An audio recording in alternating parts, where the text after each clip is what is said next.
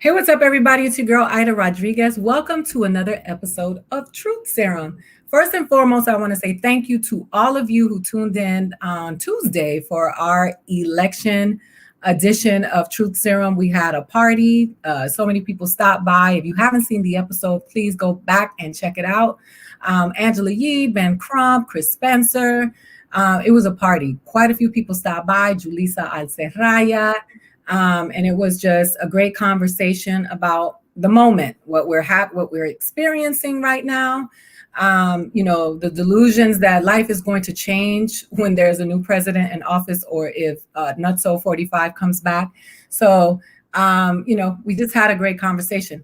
One of the things that happened this week, though, during the conversation around the election was the voter blocks and the voter groups. And a lot of things have been stirred when it comes to the Latino, Latinx vote. And so we wanted to have a conversation about that because in the American fashion of always causing division amongst people of color, Black people in this country, one of the biggest things we've been dealing with in the last few years is the realities of Black and Brown communities and the tension between Black and Brown people, the different realities depending on where you are, from Florida to New York to California. It's all very different. So today I'm bringing on a special guest so that we can have this conversation. As always, this is an interactive experience. So, you can sound off in the comment sections, and if your comments make sense and are worthy of conversation, we'll do that. And if they're foolish, you get blocked. That's how we do it over here. Anyway, coming to join me in the conversation is one of civil rights rising stars. He and I have a very good friend in common, as is Mr. Benjamin Crump. Ben is not just a friend of the show, but someone that I call a mentor and someone I love dearly. He's a civil rights attorney and a social justice advocate, which means he's not just starting fires, he's putting them out. And that's why I like the word advocate better. So please join me in welcoming Charles Coleman Jr. What's up, Junior? Good afternoon or good morning over there, because I know it's still AM on the West Coast. So glad to be here. Really excited about today's conversation. Thank you for having me. I'm glad you're here. I like the hoodie. It's really nice. Black brilliance. That's right. Yeah, it's dope. So let's jump into it because so we've been watching the voter turnout. Right. We've been watching the coverage of this election. It's all very polarized. People, depending on which outlet you're watching, you're getting some different information and different sets of statistics. But the truth is that there is tension within the Black and Brown communities. And we have to unpack it, because when we say Black Lives Matter, we forget that a lot of Latinos are Black. And when we talk about these issues, the Latinos, Latinx spectrum is one that is very varied in culture, race, identity. And I think that we should have this conversation. So what I want to ask you first is, how do you see it? Where do you see, I actually, you and I had a conversation and you said, right, my people are mad. We are. I think a large part of, and as you've already said, there's a lot to unpack with this conversation. And I think that a large part of what is necessary to unpack starts and stops with understanding the difference in our experiences, but then not allowing those differences to serve as a barrier when we come to the table. So, as with most things, a lot of what is serving as an obstacle to us having a reasoned and balanced conversation around these issues is the notion of ignorance. Many of us are not informed around our respective places in the diaspora and where we all fit.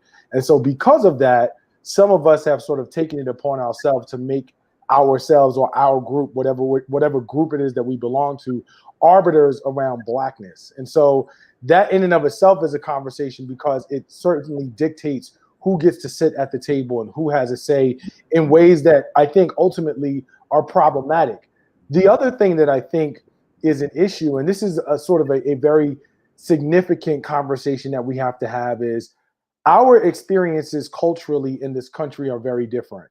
You and I had a conversation about ADOS and the ADOS movement, and the reality is that American descendants of slavery have a very different and unique experience in America as compared to other pockets of ethnic minorities within America. It's not necessarily to say that we don't all face discrimination. It's not necessarily to say that we aren't all held back by systemic racism and systemic inequity. Of course, those things are true, but I think that there is a need to account for the difference in experience in a way that validates the experience of ADOS people without necessarily minimizing the experiences of others who are at that table. The reason that this is relevant is because from a very political place around our feelings, right? Like, I think we have to start taking out our feelings from this conversation and deal with the facts. In America, our communities may not necessarily have permanent alliances.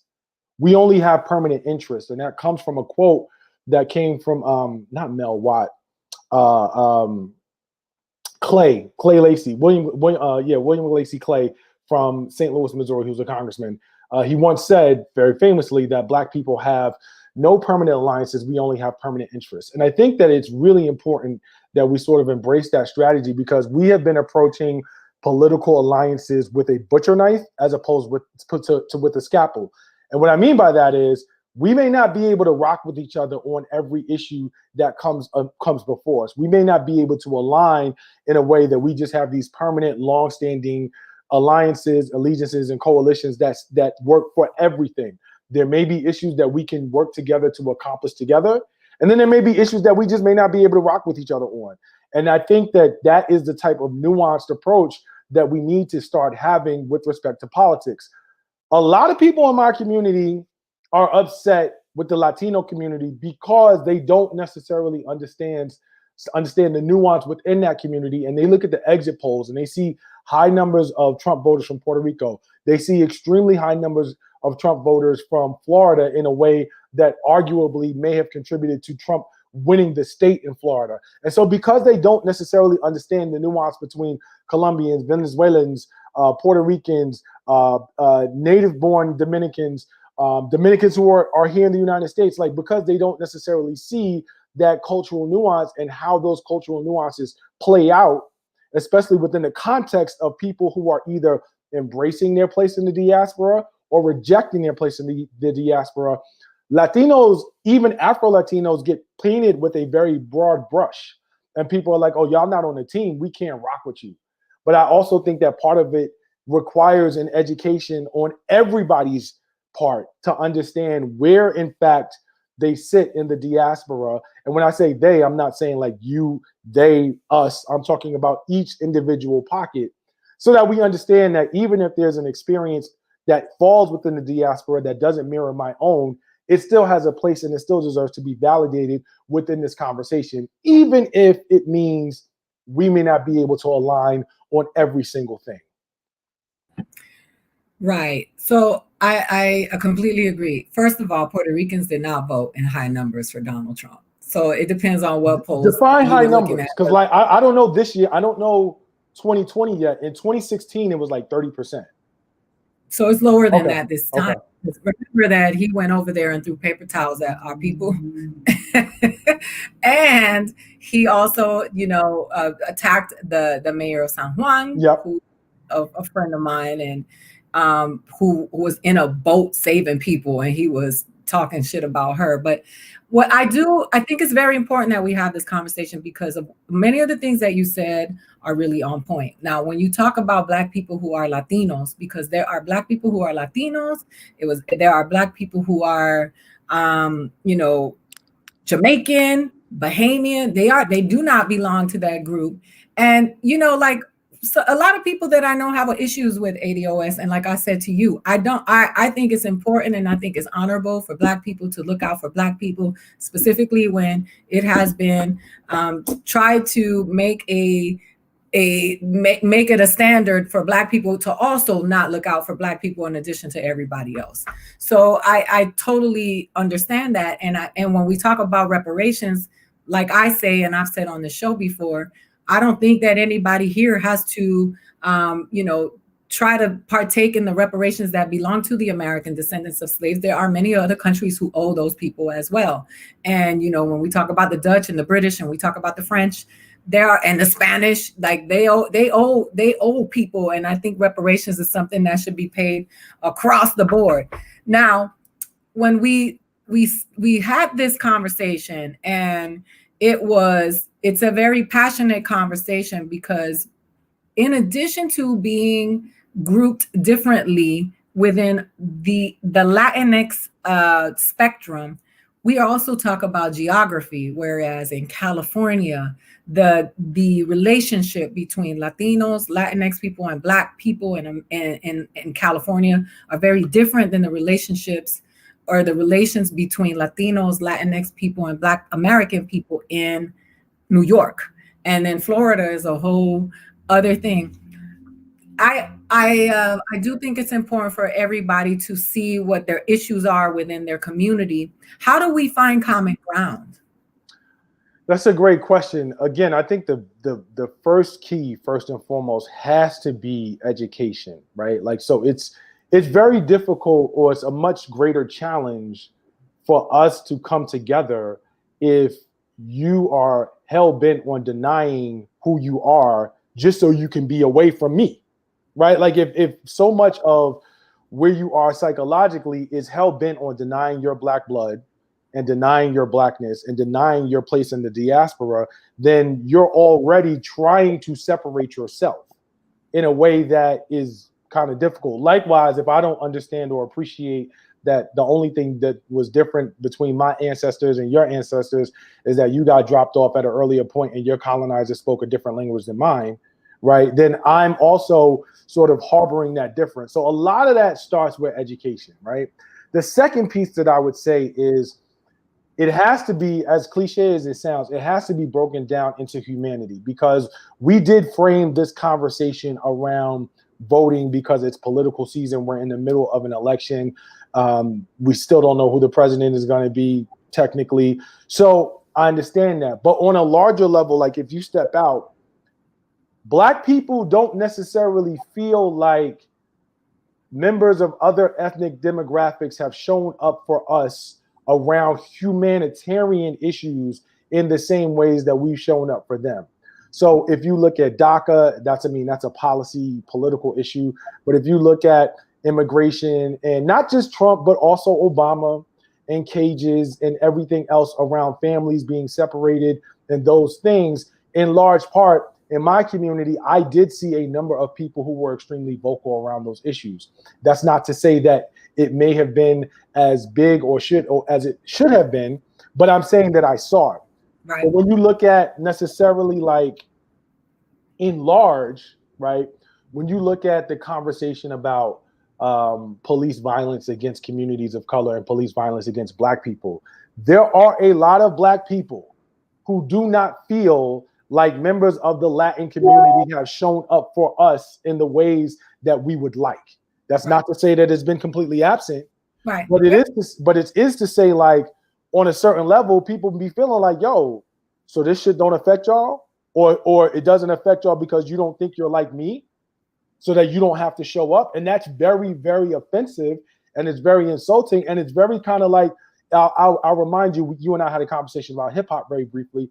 It's like Snoop at the '96 Source Awards, where he's like on stage, like, oh, word, that's how you feel? Oh, okay, cool, let it be known then.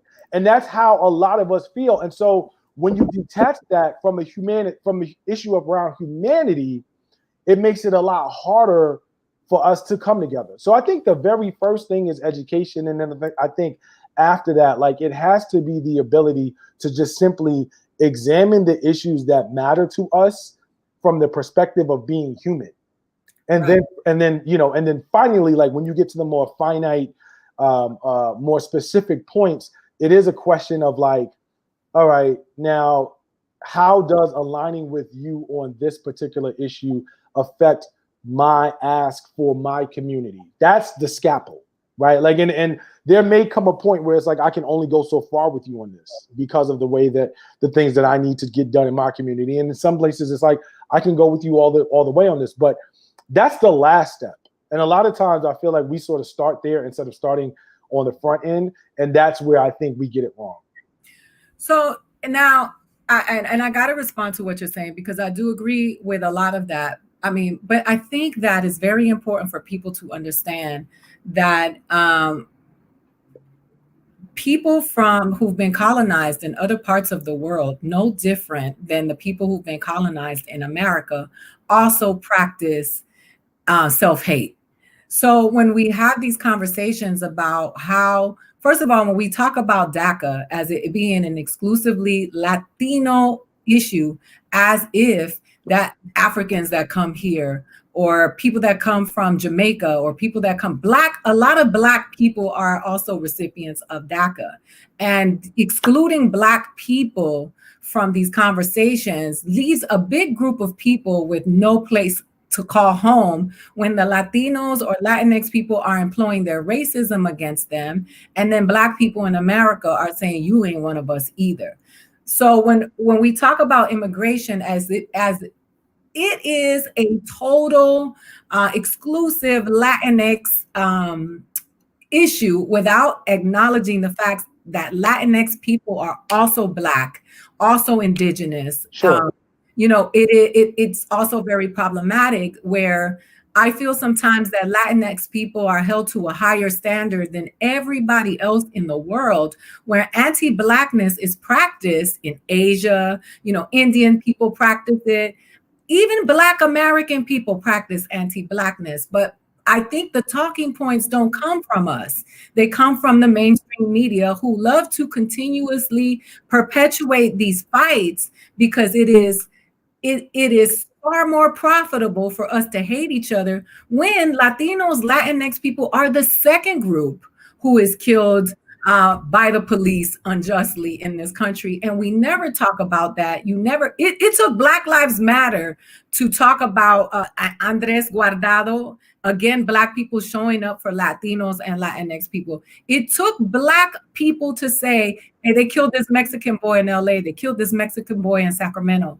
But what I'm saying is, how do we really start to heal from this when we engage in respectability politics when it comes to Latin people?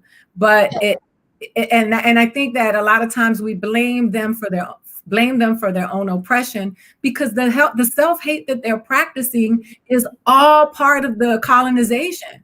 And so it's no different in any part of the world than it is here in America. So I think we really do have to focus on the education piece, because without that, like without the enlightenment piece in terms of breaking cultural stereotypes that have allowed anti-Blackness to permeate within our communities that have been passed down, we're susceptible to that manipulation, right? So I want to give you an example of what I'm talking about. I have a couple of friends, like as you said, I'm a lawyer, right? And so I have a couple of friends who are members of the Dominican Bar Association in New York. And this summer, there was a conversation among the board members of that bar association about just issuing a statement. Just issuing a statement, not marching, not doing any protests, simply issuing a statement in support of not necessarily BLM, but ending systemic racism, acknowledging violence against Black people in America, and so on and so forth. There was literally almost virtually, because everything was through Zoom, but a knockdown, drag out fight with members on that board who were against it because they were like, I'm Dominican, I don't identify as Black. Right. What does that have to do with you? Whether you do or don't is one conversation, right? But what does that have to do with recognizing the humanity of another oppressed group? That's right. That conversation is what needs to happen. What I can tell you is, as an American-born Black person, I am constantly inundated with conversations about the need to be more inclusive. I got to be more inclusive of every other community. I have to understand every other community and their culture within America, despite the fact that within that conversation, I'm the only one who's actually born here in America. Not that that matters, but within the context of our conversation, hear me out. Right. What conversation is occurring across the aisle in Latinx communities, for example, to be like, yo, we got to be inclusive. We got to be inclusive too. I feel like on a certain level, all of that pressure, and I think that's where the resentment comes in. That's where the tension rises, because we are exclusively pressured to be inclusive of other groups that are not pressured internally or externally about the need to be inclusive of us. So it's like we're the ones holding our hands out, and maybe somebody shakes our hand, maybe they leave us holding a bag. Our experience has left us jaded. And I think that was sort of reinforced with some of the numbers that we saw from the exit polls. So I think, to answer your question, that pressure around inclusion has to be spread out. It has to be shared in other groups in the same way that it's shared to us. Because if there's an expectation that as people of color, as Black people, as American descendants of slavery, that we are supposed to be more inclusive of other groups because of the fact that we are all channels of the diaspora, then we need to be able to look at the other channels of the diaspora and understand that those same conversations about being inclusive, building coalitions, and then supporting those coalitions is being taken seriously. And listen, I'm one of those people, right? Because I am the one that gets the self-hating messages about how I don't love my own people. Right. Because I believe in that, and I agree with what you're saying, right? Because when those babies were locked up in those cages, and it became mainstream news because babies have been locked up in cages forever. And I actually said, this has to matter to my community as much as Tamir Rice's death matters to my matter the same, because if not, we can't ask people to come and say, hey, what I battle with sometimes is that a lot of times the Black people are Latinos, right? And yes, they're, like I grew up in Miami, Florida, between Miami and New York, but I lived in the Dominican Republic when I was little. But I grew up in a city that is made up of communities who do not want to interact or assimilate. There's Little Haiti, Little Havana, blah, blah, blah. And everybody is being told that Black people in America are lazy and they're violent through the media, all the effects of colonization. And then they tell Black people in America that immigrants are coming here and they're trying to take your scraps from you. Because in reality, ain't nobody who's coming here to be a leaf to work with a leaf blower and be a landscaper really taking what is rightfully yours, because what's rightfully yours is abundance, right? You built this country. There's hundreds and hundreds of years of free labor. And what Black people deserve in this country beyond humanity is economic power, because the truth of it is that we don't talk about those things from the most honest place. But what I'm saying is, I understand what you're saying about the anti-Blackness that comes with communities that come here from other places and then practice it as well.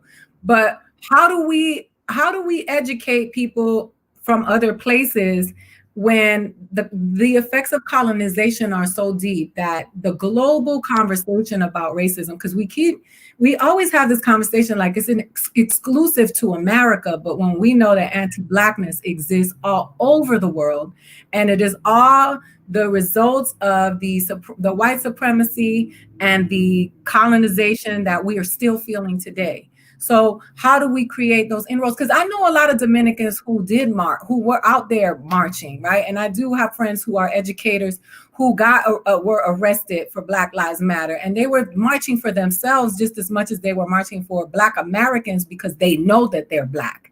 And the media never focuses on them. The media goes straight to Dykeman over an incident about drug dealers and makes it a racial issue, and then MAGA jumps on it, right? You know what I'm saying?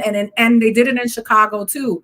But there are a lot of people who are Latinos who understand their Blackness, have always understood it, and you never hear about them. But how do we have this conversation about the global aspect of this? Because we've broken ourselves up into so many groups that it's, to me, it's like it's like Game of Thrones. We all got to get together to defeat the Lannisters. So I don't disagree with you on that. I mean, I think that at the end of the day, it is a thing that requires us to move and work and think and act as a collective as often as possible. You know, as I said before, I don't know that it's always possible in the ways that we think. I think one of the things that we have to do in terms of our engagement in the political process and civic engagement in America is that we have to get away from the binary way of thinking that we have adopted, right?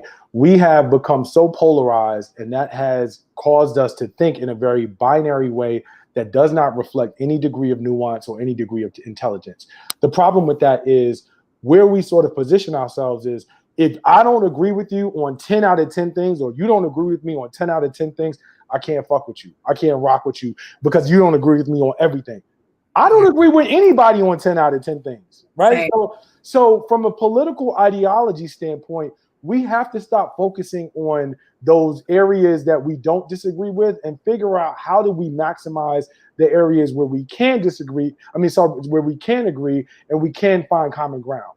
The other thing is, and there are two more points I want to make in response to your question. The first one is, we have to have the courage to give voice around anti-blackness globally when we see it. Mm-hmm. That sounds a lot easier than it is. Right. And the reason why I say that is, once you become sort of aware of the depths of anti-blackness and what it means, you start to see it damn near everywhere. And you also start to see it in things and traditions and places and culture and traditions that you actually may like or have been associated with or identify with as harmless, right? So when you're at home with abuela or abuelo or tia and tio, and you all start talking and they start saying things that speak to like colorism, for example, you're like, oh shit. So now I'm with my niece, and she's hearing my grandmother talk about this in a way that I grew up hearing or witnessing or observing, in whether it was in my household or whether it was in my neighbor's household or what have you, that seemed harmless, but is also contributing to this sense of anti-blackness. I now have a choice. Am I gonna like say something to my grandmother about this? Or am I gonna pull my niece aside and say, yo, listen, I know that this happened and so on and so forth. But you know, the reality is that way of thinking is actually problematic. And here's why I'm going to have that conversation with you that I may not have with Abuela, but I'm having with you, because you need to understand going forward why that is a problem. That takes a lot of courage, because there are a lot of traditions that we're very comfortable in and very comfortable with that are anti-black that we don't even realize, right? And if we don't have the courage in order to do that, then we're going to fail. The last thing that I want to say on the piece about like, how do we, you know, educate and give voice to that is, politically speaking, right? Black people, I'm not even going to bare bones about this. Black people are tired. And what I mean by that is like folks who are non-ADOS, and I think that there is a valid ideology behind ADOS, but I want to be clear. I'm not here carrying the ADOS flag like as a representative. I'm just simply talking about ADOS as a specific group. But Black people who are ADOS are tired. And so what I mean by that is, this is very uncomfortable to have a conversation about, but we have to have a conversation about, because it is necessary and it's honest. That's why I want to hear. Yeah, no doubt. We don't have the energy to try to convince your ass, your Dominican ass, that your Puerto Rican ass. We don't have the energy to try to convince you that you Black and fight our oppressor at the same time. Right. We don't, like, you know what I'm saying? Like, we don't have the energy to do that at the same time. Like, either you gonna fuck with us and we can fuck with each other together and we can fight this oppressor together, or we just gotta go fight the oppressor and worry about that other shit on the back end. But we can't continue to do both. What does that mean? It means that, quite frankly, members of other communities, and I'm not just identifying the Latino, Latinx community, I'm talking about Caribbeans that are Black, you know, from Haiti, from, you know, the West Indies. I'm talking about them as well. I'm talking about people from Africa who have immigrated to America. I'm talking about them as well, right? Like, we don't need to fight you about getting on the table with us because we've been here. Not saying that you all haven't, but saying that our fight right now has to be concentrated on dealing with our oppressor and systemic inequity and dealing with that, because that takes a whole lot of energy each and every day. Right. So unless folks are really willing to step up, like we out of benefit of the doubts. Like people say they be out of fucks. We out of benefit of the doubts. It's like you got to show, like, on a certain level, we really understand and we want to be here, and we're with the alliances, not just performatively, but actively, because we don't have the energy to pull folks along while we're trying to push white supremacy away. And I agree with you, but I also think that speaking about Black people as if they're a monolith is also problematic, because the truth is that a lot of Black people who are American who ain't rocking with ADOS and are like, nah, I don't feel that way about you, or I don't feel this way. And there are people, and so just like that exists within the Black community, it also exists amongst Latinos, Latinx people. And you know that the pain of immigrants in this country. And they're always reminding us that we're all immigrants because this land belongs to the First Nations people. And so when the reality that we're always being reminded of immigrants, there's a very big anti-immigrant sentiment in this country as well. And so when people like Haitians came here, I'm from Miami, and when Haitians were coming here, and mind you, the reality of Miami, whereas they would allow the Cubans to come in and they would send the Haitians back, and babies on rafts were dying in the Atlantic Ocean, and Cuban Elian Gonzalez was a real big deal in this country. So we cannot ignore that truth. But when you talk to Haitians, and a lot of Haitians in Miami would say, Black people in America treat us like shit. They don't really understand that Haiti to me is sacred, right? Because Toussaint Louverture and them, because it wasn't Toussaint by himself, they kicked down the door for the revolution to lead to our freedom. And a lot of times they feel that they are treated poorly. But my point is that instead of pointing fingers at who is more wrong, my point is, how do we heal? Because they've poisoned us all into believing that because you are Black American, you lazy and violent. Because I come from immigrants, we come here to take from y'all. And they got us all fighting for the scraps while they're sitting up at the feast, looking down at us, saying we ain't got to do it no more. They're doing it to themselves and each other. And so for me, that is exactly why I am perplexed at how to approach this, because I want to approach it from a healing perspective, instead of adding, gasoline to the fire, because I know Black people in America are tired. My grandmother came here during the Civil Rights Movement and was reminded that even if she didn't speak English, she was Black. Right, so they was like, "Get in line, punk," as Martin would say. So go ahead. Yes. So I want to make an analogy that I will, before even understand that it is a crude analogy, but you'll see my point in a moment.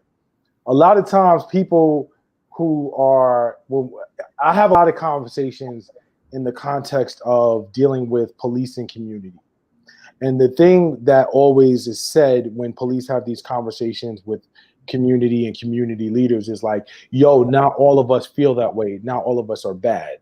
And the thing that I always say in response is, until and unless you are willing and ready to actually give voice and call out those who do not align in that way, from the naked eye, as someone who's not a policeman, I don't know the difference.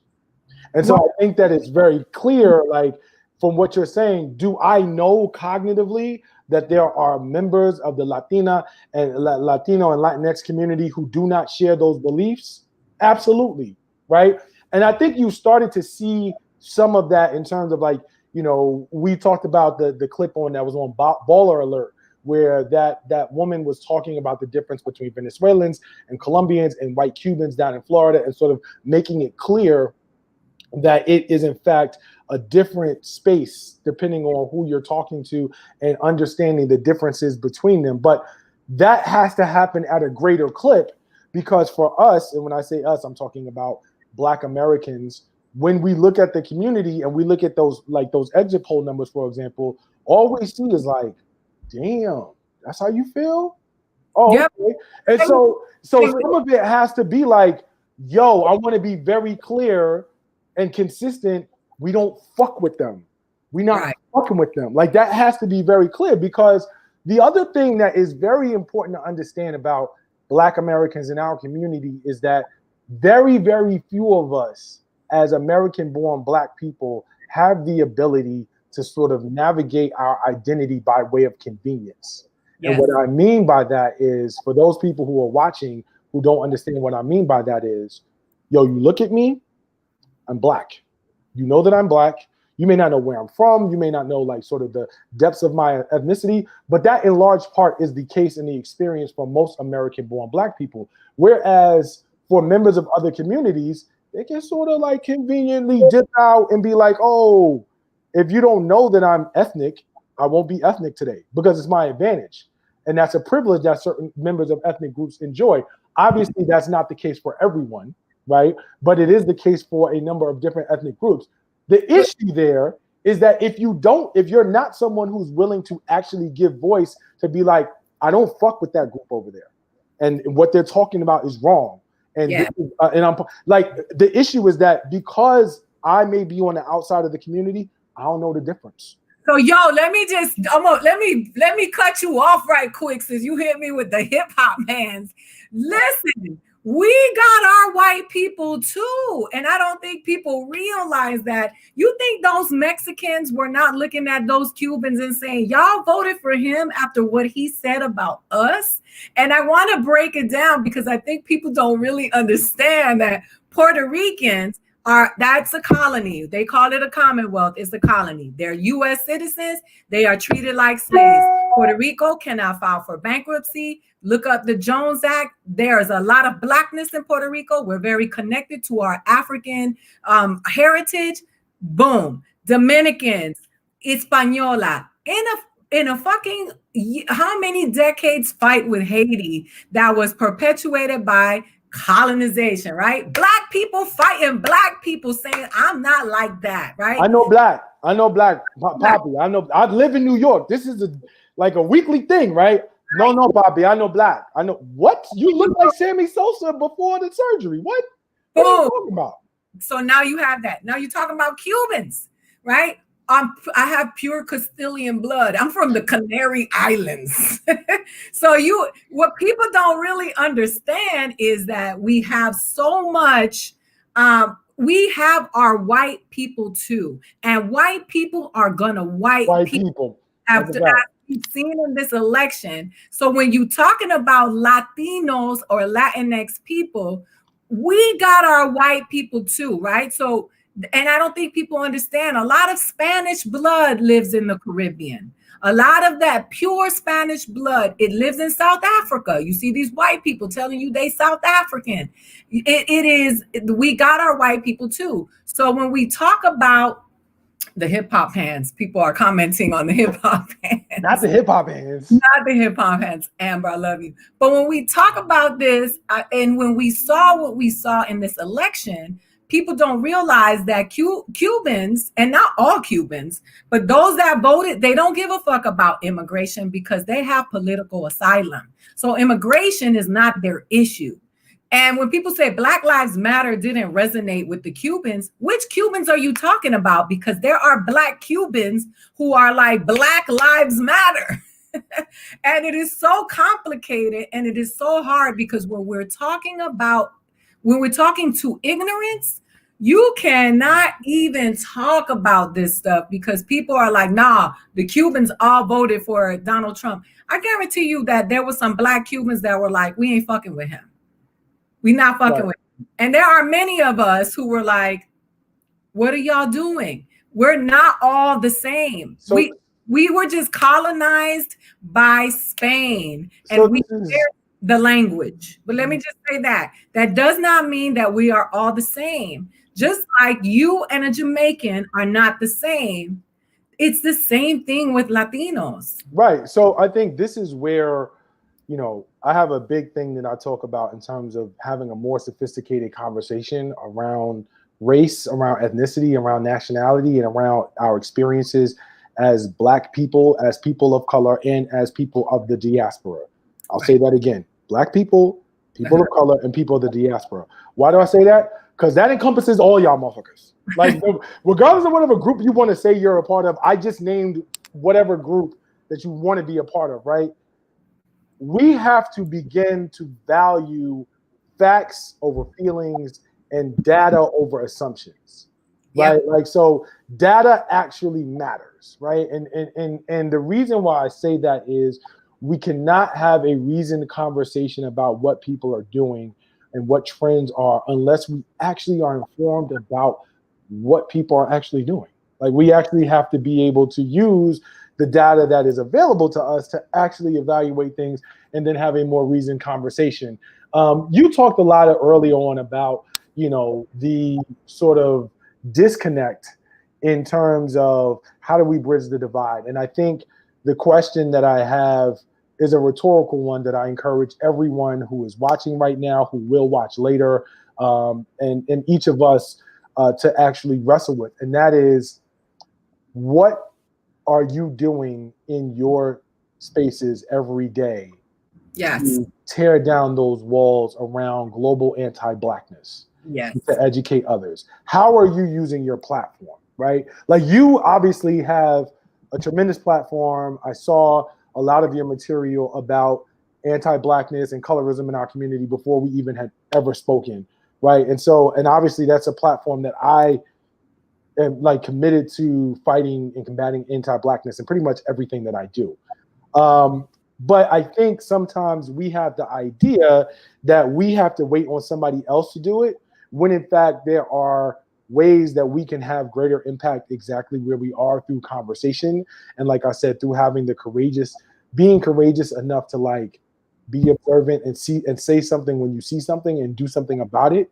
And even if that means like, I'm not actually going to continue to participate in traditions or practices that are inherently anti-Black, because now that I know better, I should do better. That's right. I think that a large part of us has to take that personally, right? Like, if you don't take that personally, I can't take you serious, because I don't give a fuck about you showing up at a Black Lives Matter rally. I mean, that's great. But at the end of the day, if in your everyday practices, you perpetuate anti-Blackness, whether it's against yourself or against others, all of that other shit that you did is just performative, and it doesn't really move the needle, and it doesn't matter. So I think it's really important that we have to understand. I want you to address this comment, because I think it's better coming from you. Black is not Black if Dominican is not Cuban. Black is not Black if Dominican is not Cuban. So basically, we all the same. I think that, I think that, like, on a certain level, I don't really have a problem with that. Like, the reality is, it's interesting. You asked me to address it, right? I wanted your perspective. No. My perspective is, like, with this whole conversation, the fascinating thing about this whole conversation is that it's usually not Black people, American Black people, that are trying to get away from being called Black. It's like, it's everybody else who, for some reason, has decided, I don't want to be that. That, like, whatever that is, whatever it is going to draw me closer to that, whether it's my skin color, whether it's my language, whether it's an acknowledgement of my culture, whether it's my ancestors, I want to deny that shit. I want to get as far away from that as possible. And I'm just sitting here in my Blackness like, you think so? Like, you think you could do that? Like, that's not how this whole thing works. So for me, I don't have a problem with, if Black is not Black, then Dominican is not Cuban. Like, I don't have a problem with that. In a very, very clear way, if you understand the diaspora, that's not a debate. That comment that Trap Recruiter made, if you understand the diaspora, that is not even a debate. It's not. And I agree with you. But the issue is that we are, first of all, I'm going to address El Bacano, who's Dominican, a multiracial group. Nobody outside of America says the term Black. Get the fuck out of here. Word. Where the fuck you been, Holmes? The people say you're Dominican. They got a song called Mami, el negro está rabioso. That's bullshit. I know that shit by heart. And the thing is, we can't have these conversations if we're not going to be honest, because not only do we use the word black, we have words like pocolo. We say all kinds of words that are code words to speak of black people as if they're less than our own black people. So you gonna get out of here with that bullshit, because that is not the truth, and it happens everywhere. Because out here being a tigre, you ain't slick. You already know. I've been to Africa. I've been to the continent, and I know that they have words there to say to stipulate what blackness is and what it means to be black, as if it is less than. So that's not true.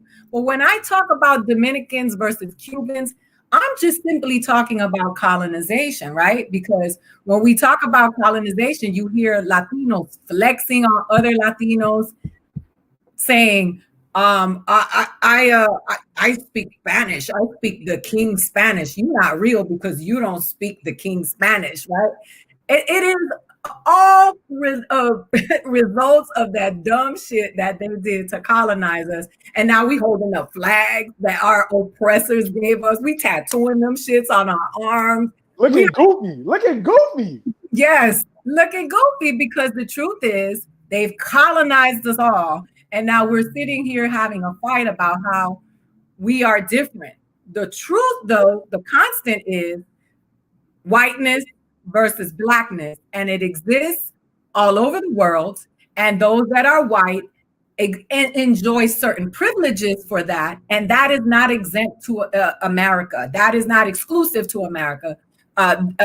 We are not exempt from that. And so that is why I'm trying to talk about, because we have to unpack that at some point. I want to unpack, or rather point out something that's very important that I thought about as you were talking, right?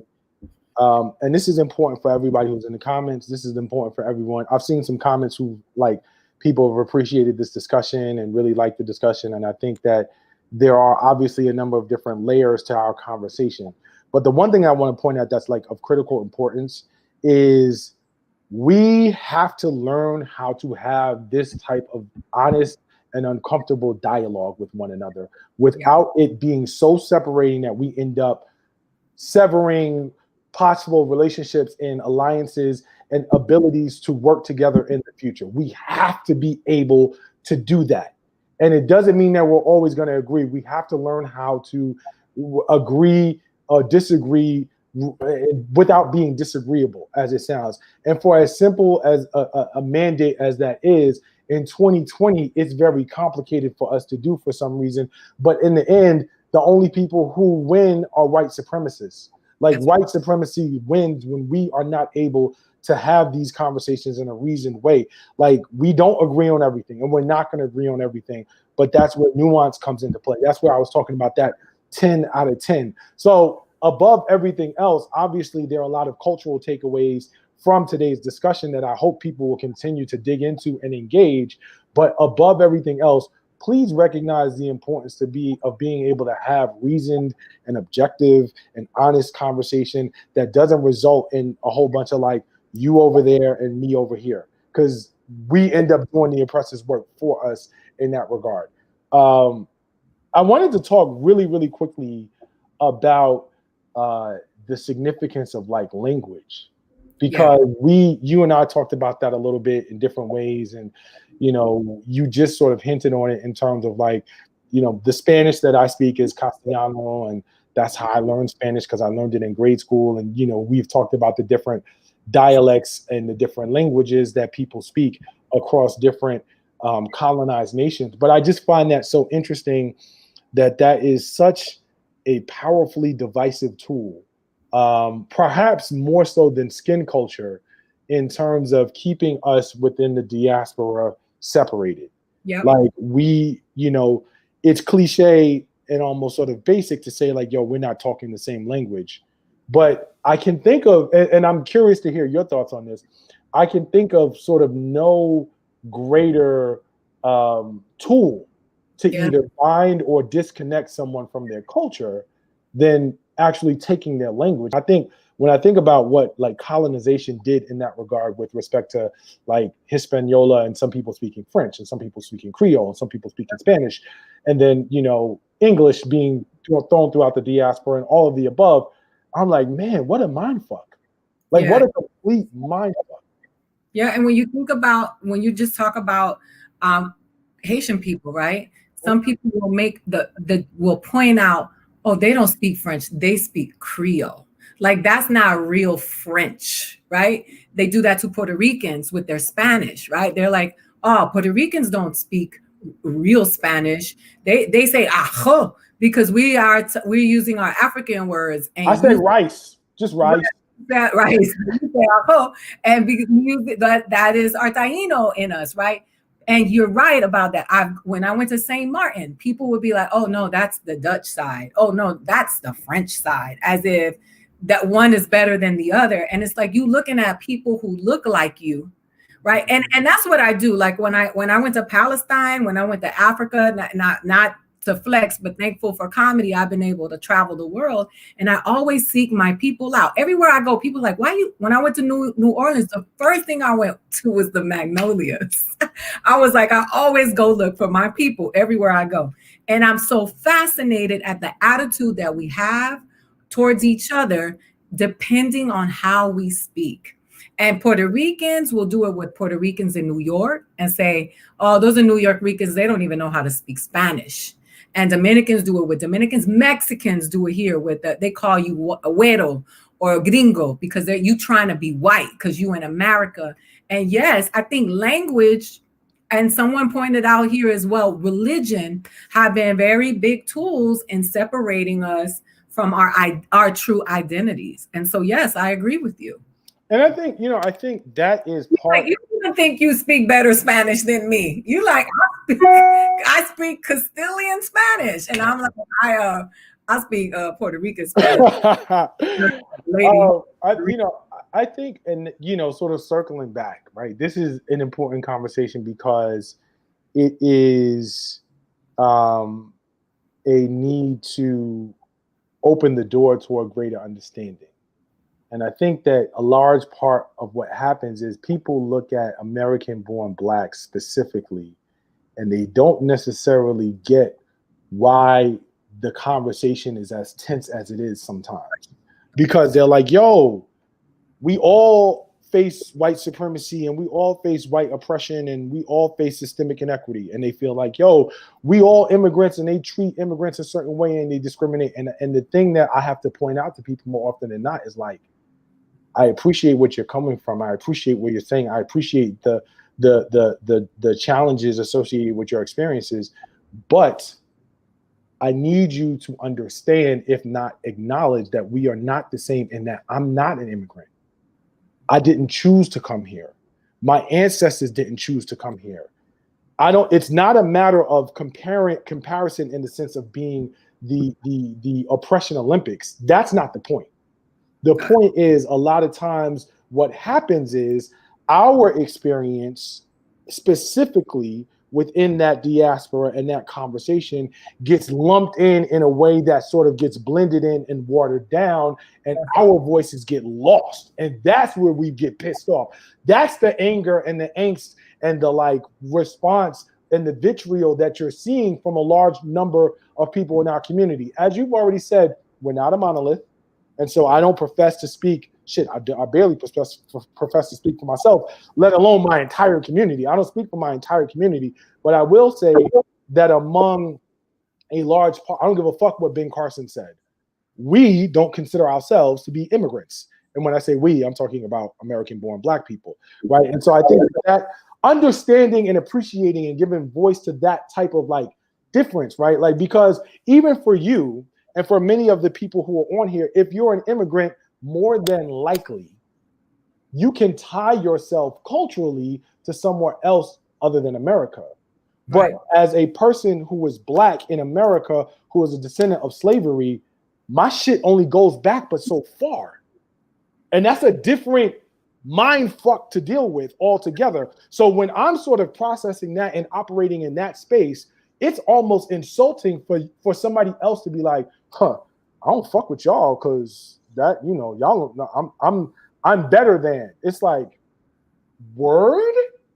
That word? You know what I'm saying? So I think that is or conversely, right, to sit at the table and start talking about like our respective issues and where we can work with each other, and just be told, oh nah, we just all the same, or all our shit is alike in terms of experience. Right. I think that part, is the part where conversations like these are very, very important to understand, because being enslaved in the sense of chattel slavery and its history in America, and being colonized, they definitely have similarities, but they're also different, because there's a cultural disconnect that, I have to work infinitely harder to try to reconnect, that someone who immigrated here from another place and can trace their ancestral lineage, back several generations, doesn't have to deal with.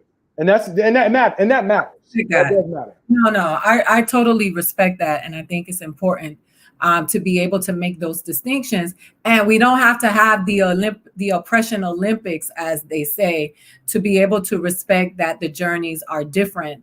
And yes, we do have. I do know, like, that my grandmother's grandmother was a slave, and I do. I can trace back to where people here in America cannot.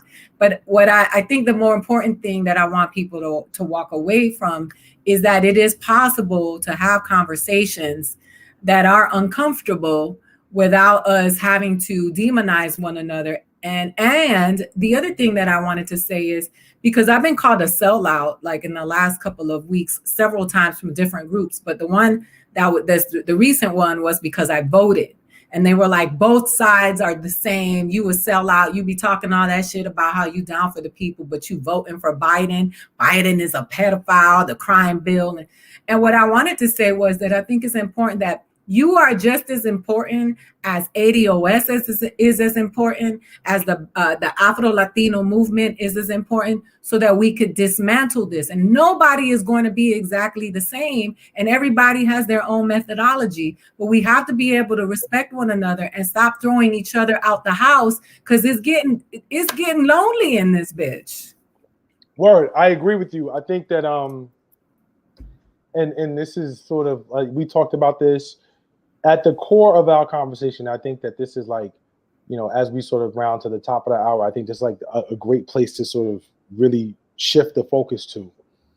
All of us have a responsibility to deepen our understanding and our appreciation for Blackness and what it looks like and what it is, because there are a number of iterations of Blackness. Whether you choose to actually embrace those things is on you, but at the end of the day, none of us are the arbiters of Blackness in such a way that we get to dictate who sits at that table and who doesn't.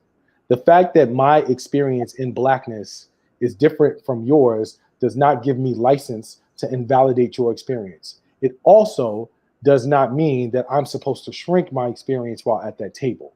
We have to get to a point where we engage Blackness and reimagine it differently, so that we can account for all of the differences in experiences within the diaspora without trying to silence any of those voices, including those who we don't recognize necessarily as being familiar. And I think that that's a really, really big part of it. I think that this requires courage. I think that it requires us to be able to rethink of things that we thought that we knew very, very well, even if they are traditions that we've learned culturally that have been passed down, that we find out are actually incorrect, right? Like, I know you and I, in terms of our age, we spent our childhood growing up, the shit was Columbus Day. It was Columbus Day, right? Like, regardless of what we knew to be true factually about America, Columbus Day was a holiday. It wasn't until there was a continued forceful push around looking at facts and what actually happened to history before we rethought that history, and we was like, yo, you know what? That's actually like quite offensive to indigenous people here in America. And that's a problem, right? And so now we've seen that, and we've continued to push that, and we've had the courage to have a conversation where those traditions are changing. And I think that in the same way, we have to be willing to look at and engage and relearn Blackness in ways that, number one, allows us to identify things that are anti-Black, and number two, makes us courageous enough to engage Blackness as a united front where we can, and allow each other to be whatever version of Black that they show up as, right? If they want to show up. And then the last thing I'm gonna say on this point, even though it may sound like sort of counterintuitive, it's how I feel. Yo, at a certain point, I'm not pulling nobody. You want to be part, you don't want to fucking be down. I'm not here to teach you about genetics and dominant genes and how your black blood makes you black. I'm not wasting time on those folks. I think that there are a certain group of us that are just never going to get it, not because they don't have the information, not because they're not smart enough to get it, but just because they want to continue to be willfully ignorant. And I think that for the interest of the collective, we got to say like, yo, fuck them.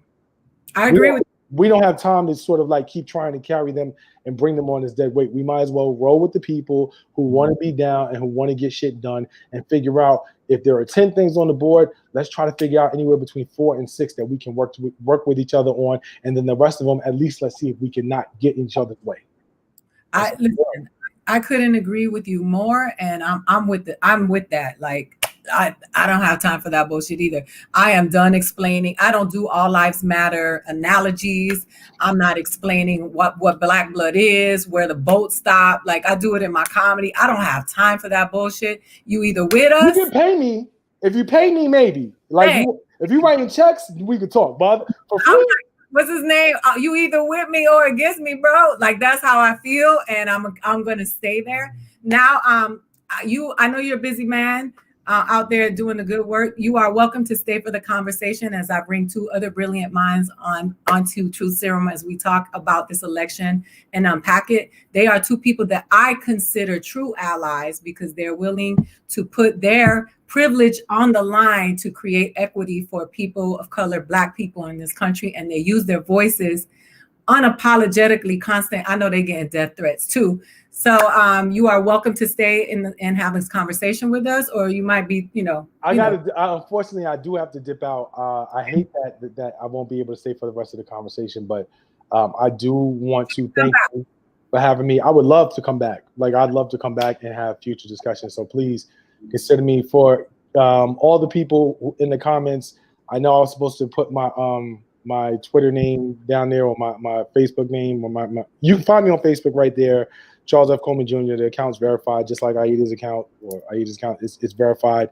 So you can find me there. You can find me on Instagram at CFC40_official. Again, that's CFC40_official. So, it's not a thought account. It's just a very serious, conscious account. I don't be thoughting. So if that's what you're looking for, you will find it. And then, of course, you mentioned the hoodie. Really quick, shameless plug. Blackbrilliance.net. This is my company.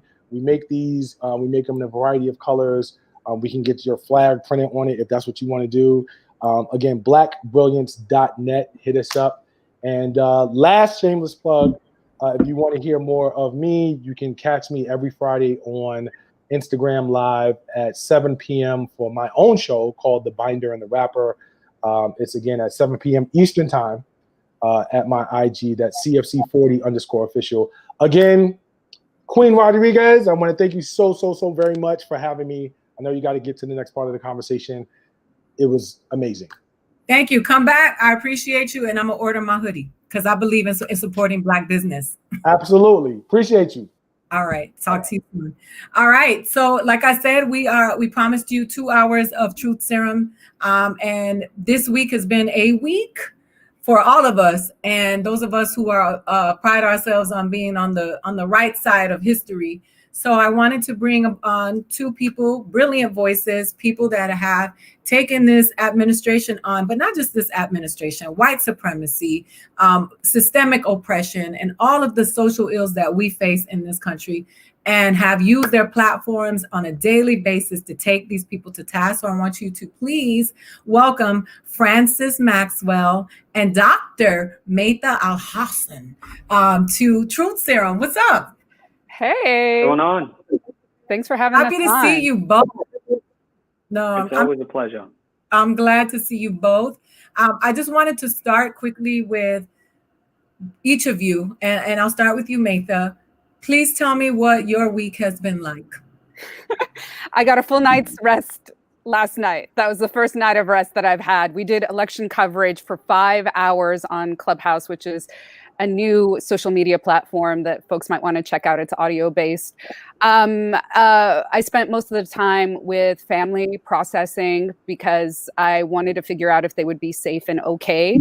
I spent most days checking in on polls and having conversations, helping my family understand the power of Black women in this election.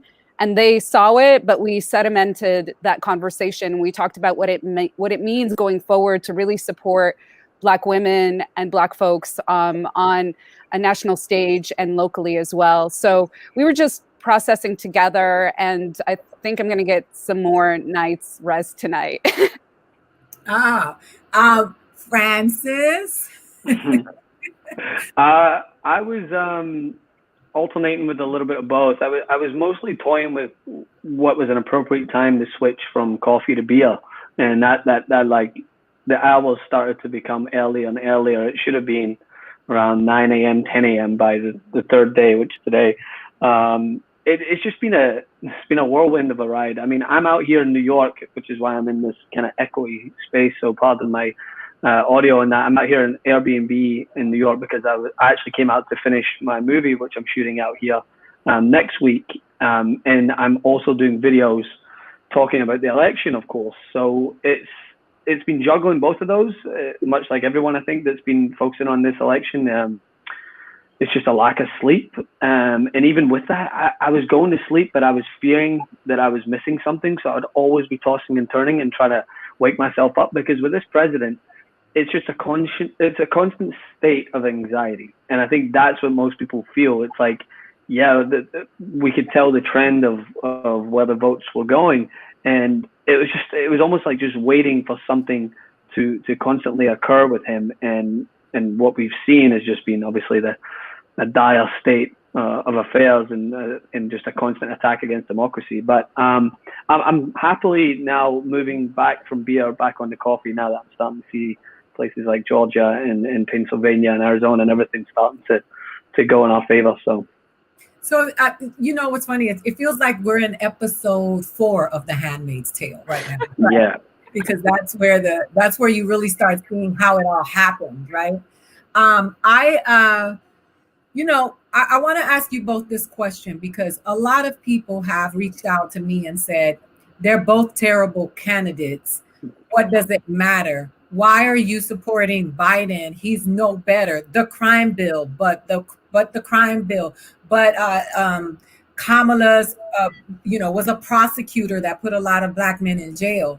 So we did receive a lot of that, and I wanted you to say to address that from your point of view and how you deal with that, because it can be overwhelming to get messages like that, and it also fills people with despair. So Francis, I'll start with you. How do you dealt?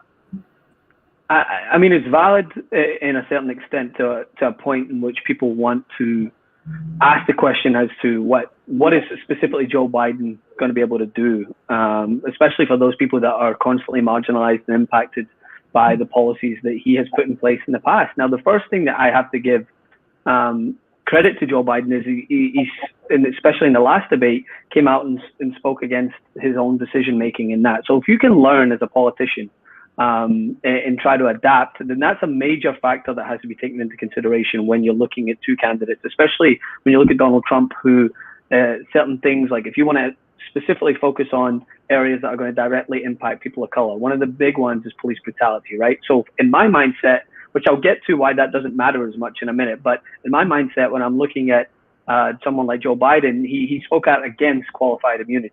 Donald Trump literally said he would never even humor it. So that's a big factor if you're trying to really figure out the differentiation between both of these candidates. Now, the second thing is, I've met a lot of people who look like me, white people who would say, oh, they're no different. I'm not going to even humor the election because they're just as bad at each other. That is a position of privilege that person is talking from and doesn't understand. Even just so they're looking at it from a macro level and looking at it like, well, it's not going to impact me either way, so I'm not really going to care.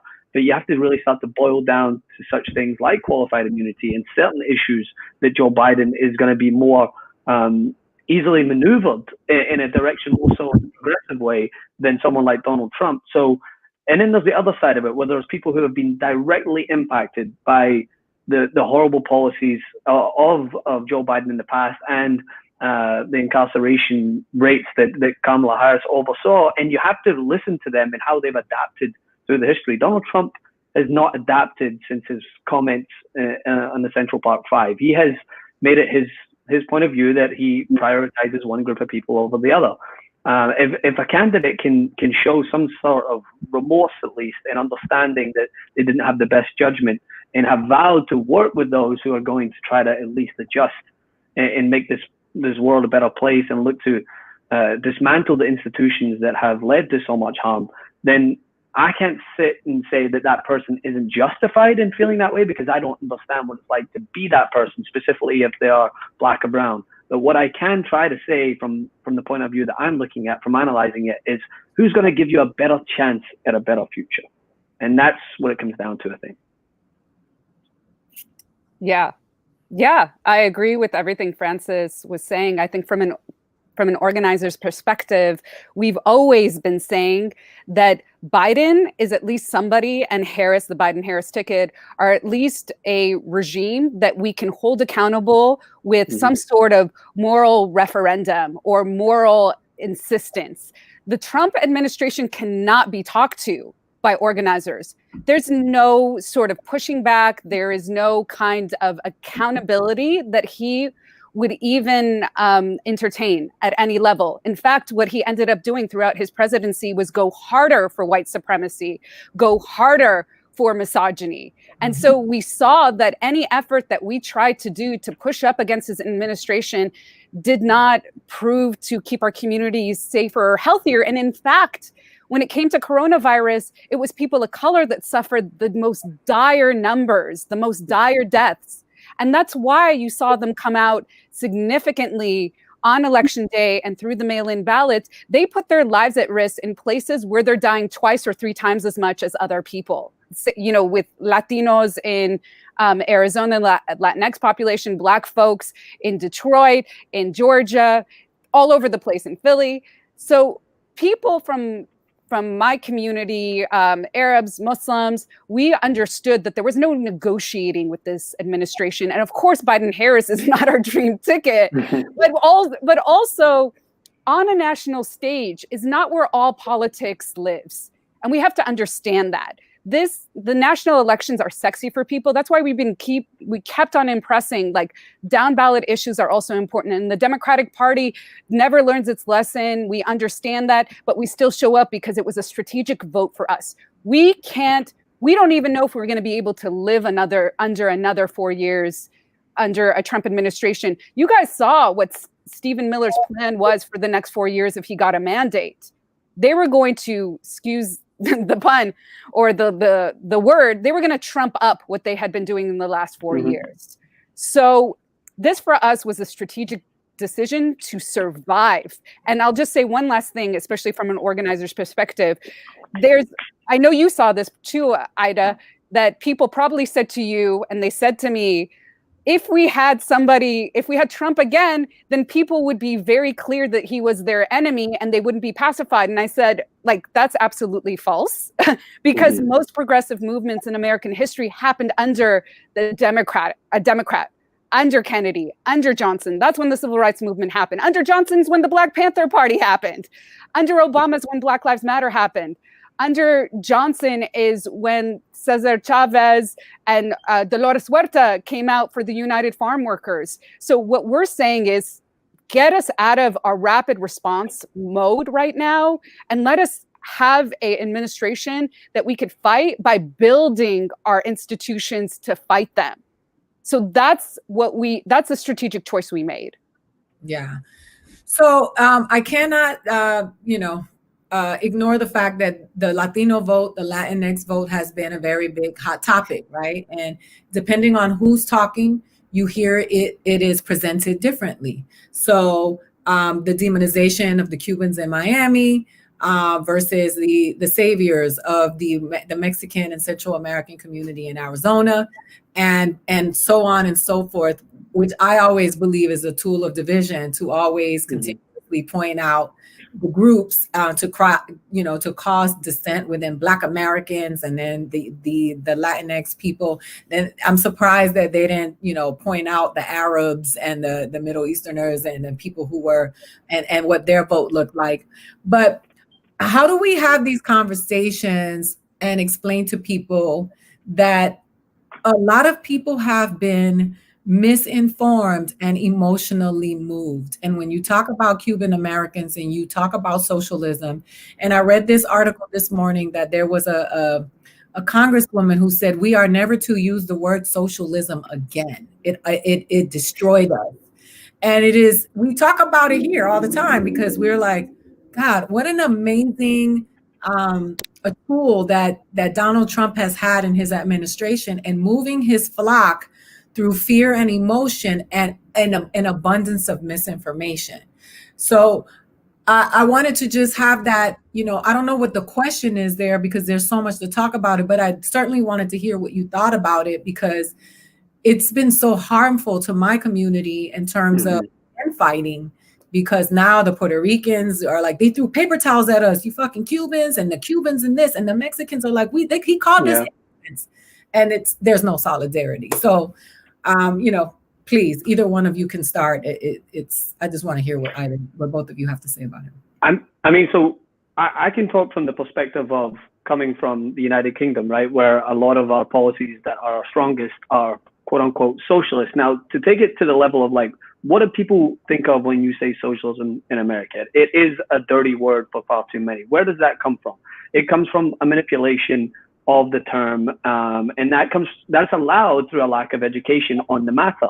Like anything, like people in the United States, the reason that they're so misinformed on the demise and the constant kind of, I would say, segregation in so many ways of the Black community is because they don't understand redlining. They don't understand how things consistently worked after slavery. They think slavery, and all of a sudden Abraham Lincoln came, and then Martin Luther King helped kill the last racists by killing their ideas, and then all of a sudden everything's fixed. They don't understand the specific terms that oftentimes economically impact what we see today and policies that are put in place, and why a lot of areas suffer still to this date from things that have happened years ago. And the same thing I see and same trend with socialism. So I had a conversation recently with an Uber driver. I was over in Bed-Stuy, and he was Cuban, and he was driving me across, and he recognized me from videos, and we had actually a very fruitful conversation. But then when it got to the topic of socialism, he's declared that he lived in America most of his life, but his description of it was a carbon copy of what comes from the mouth of someone on Fox News or any of these different sources. And it's a very useful tactic. The president understood exactly what he was doing when he constantly waged this war on socialism. And he's not the one he's just another manifestation of that attack. It's been going on for years. You can date it all the way back, Reagan era, it's been constant. Now, it's because people don't really grasp what it means and what actually goes into a socialized society. Now, any of the societies that are thriving under quote unquote socialism, because I always like to say it that way because people just have so many different terms from it, are ones that have the stability to handle social safety nets and social security, like the United Kingdom, the way that we are paying higher taxes on products that are woven into the price on its own. So we don't go into stores and go to buy a candy bar, and then all of a sudden you got to the teller and they're like, oh, that's another 50 cents on top of that. It's woven into the price and is included into what essentially makes that country run. And you get that back when you go to the doctors. You don't have to worry about either going bankrupt or your life being taken. So it's all about give and take. But in the United States, as I said to this man in the car, I was like, the roads that we are driving on right now, that's socialism, right? That you're paying into a system that will give you essentially should be giving you what you need to survive. But the difference is in this country, there are so many industries that are controlled by big money, by the top 1%, like big farm industry. That means that form of socialism, they have to wage their war on it so that they can continue to keep their pockets lined. Because if you become aware of how that system could potentially work in a single payer, how it could work to benefit all people in the United States, then all of a sudden you're going to start to kind of throw away that term of socialism that they want you to believe, and you start to understand that it's all a manufactured term to keep big business in the position of power that they're in. So I think that, as I'm trying to get to the question that I think you were alluding to, Aida, is that it comes from an education of what it actually means. Now, you'll never hear anybody who talk about socialism mention any of the Scandinavian countries. You'll never hear them talk about Australia. You'll never hear them talk about the United Kingdom. You only hear them talk about Venezuela or Cuba, and then they'll try to blur the lines further and talk about communist areas and how they're so much more similar to what we, as people who understand what can become a benefit of socialist policies, are trying to push forward and say that, no, I'm not waiting in bread lines in the United Kingdom. I'm actually getting my healthcare. And the final note is a very personal kind of anecdotal for me. My father, 18 months ago, was diagnosed with bowel cancer. Now, he got it they had it caught so fast because when he hit a certain age in the United Kingdom, they send out a testing kit. That testing kit, which comes around, there is certain insurance companies that offer it, but I have a friend in the United States who works for a pharmaceutical company that actually manufactures the exact same kit. And that kit costs $600 if you don't have the right insurance coverage. So I was thinking to myself, if my dad was here and did not have the right coverage to be able to access that cancer might have been caught too late, as it happens to so many people in the United States, and he wouldn't have got the care. He was able to get that care, and thank God he's into remission now. But those are the certain stories that you hear, and those are the things that you have to try to bring up, I think, to try to drive the message across about the benefits of more socialized policies in order to get through to people. Yeah. Yeah, and that's true though. That you never hear them talk about it's always Venezuela, Cuba, yeah. But you don't ever hear them talk about where it's working. Yeah. Oh, absolutely. I mean, I have an anecdote in Spain where right after the big recession, 2008, and they tried to point their finger at Southern European countries and said, this is your fault, when it was actually a whole global system that was very much rooted in financial institutions from New York to London. My cousin, even in a time of mass austerity, so I have cousins that are Spanish citizens, when she had her child, she got 2,500 euros for having a kid. Everybody did. And that's when they had to lower the amount that they would give somebody. So imagine, not only is like schooling covered, so free tuition. I mean, places like Denmark, there's really no rental market because not only is the university covered, they're given a stipend to such a degree that they could afford to buy a place.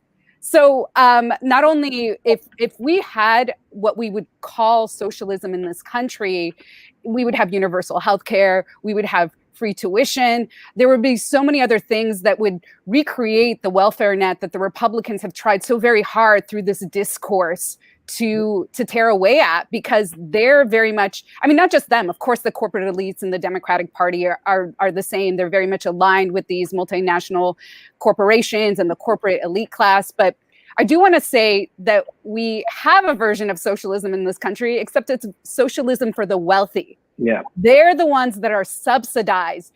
When I have a small business, when PPP went into effect, I kept on applying through my bank, and like me and 90% other women of color, our PPP claims were never processed. But whose ones were processed?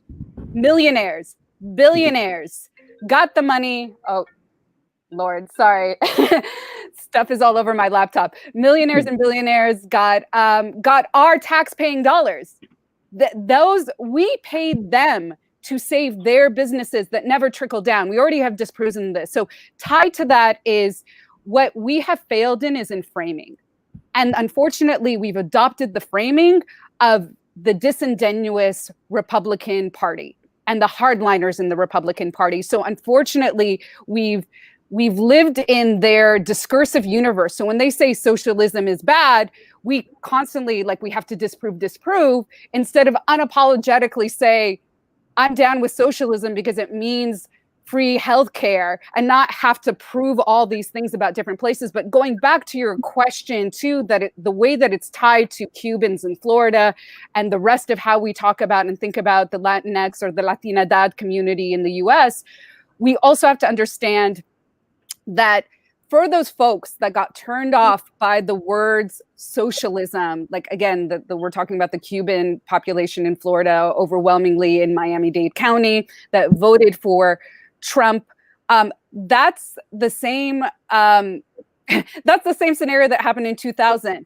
Many of us were not counting on that population for a variety of reasons. And then another thing tied to that is that what we fail to recognize is, with the same thing with the Arab Middle Eastern community and the Latinidad, is that we have a color spectrum. And there are some people in our community that are categorized as white, and so they want to be seen in proximity with whiteness. So those assaults on our communities, they don't see themselves as part of our communities. So they're fine with that. They think they're different. They think they're an exception. They think that they've transcended the racial paradigm. And so they're fine with the rhetoric that comes out of Trump because they think it's not targeted towards them. But I do want to say that we have to, it's so funny, as we were having this conversation, my dad just sent me an article that said Latino voices overwhelmingly supported Biden in the election. We have to also break down that it's not just about the different groups, like you were saying, the Puerto Ricans that really stood for Biden in Florida. But it's about how these exit polls came out and the national framing around it. So the exit polls, the article that we were talking about and is sent all over most of the media to do this kind of framing. One, it was taken from 22 states. So we don't know which states they took it from. But two, 75% of the data they're pulling is from voters on election day. And we know that's why we saw the red mirage, that election day was mostly going to be Trump voters. So for our percentages to even feel, although they were over 50% for Latino community, for Arab community, for other communities, that clearly for the Black community, although we're disappointed that there might have been an uptick in Trump's numbers, there was an uptick because we were taking data from election day, not from mail-in ballots, where the Democrats were the overwhelming majority of that methodology of voting. So we have to we desperately have to reframe these narratives before it becomes logic. Francis, you were going to say something. I heard you. I was just nodding in agreement. That was all I was saying. I was just going, mm-hmm. Sometimes I do it a little audibly. But yeah, no, it's bang on. And specifically, one thing that I didn't even touch upon, which is absolutely right, is education also. Like we talk about, my point was about that, to try to target socialism as in that area which Republicans wield so well. Let's be honest, they do wield it well, because that's why we don't have Bernie Sanders on the ticket. It's because they're able to consistently wield that narrative.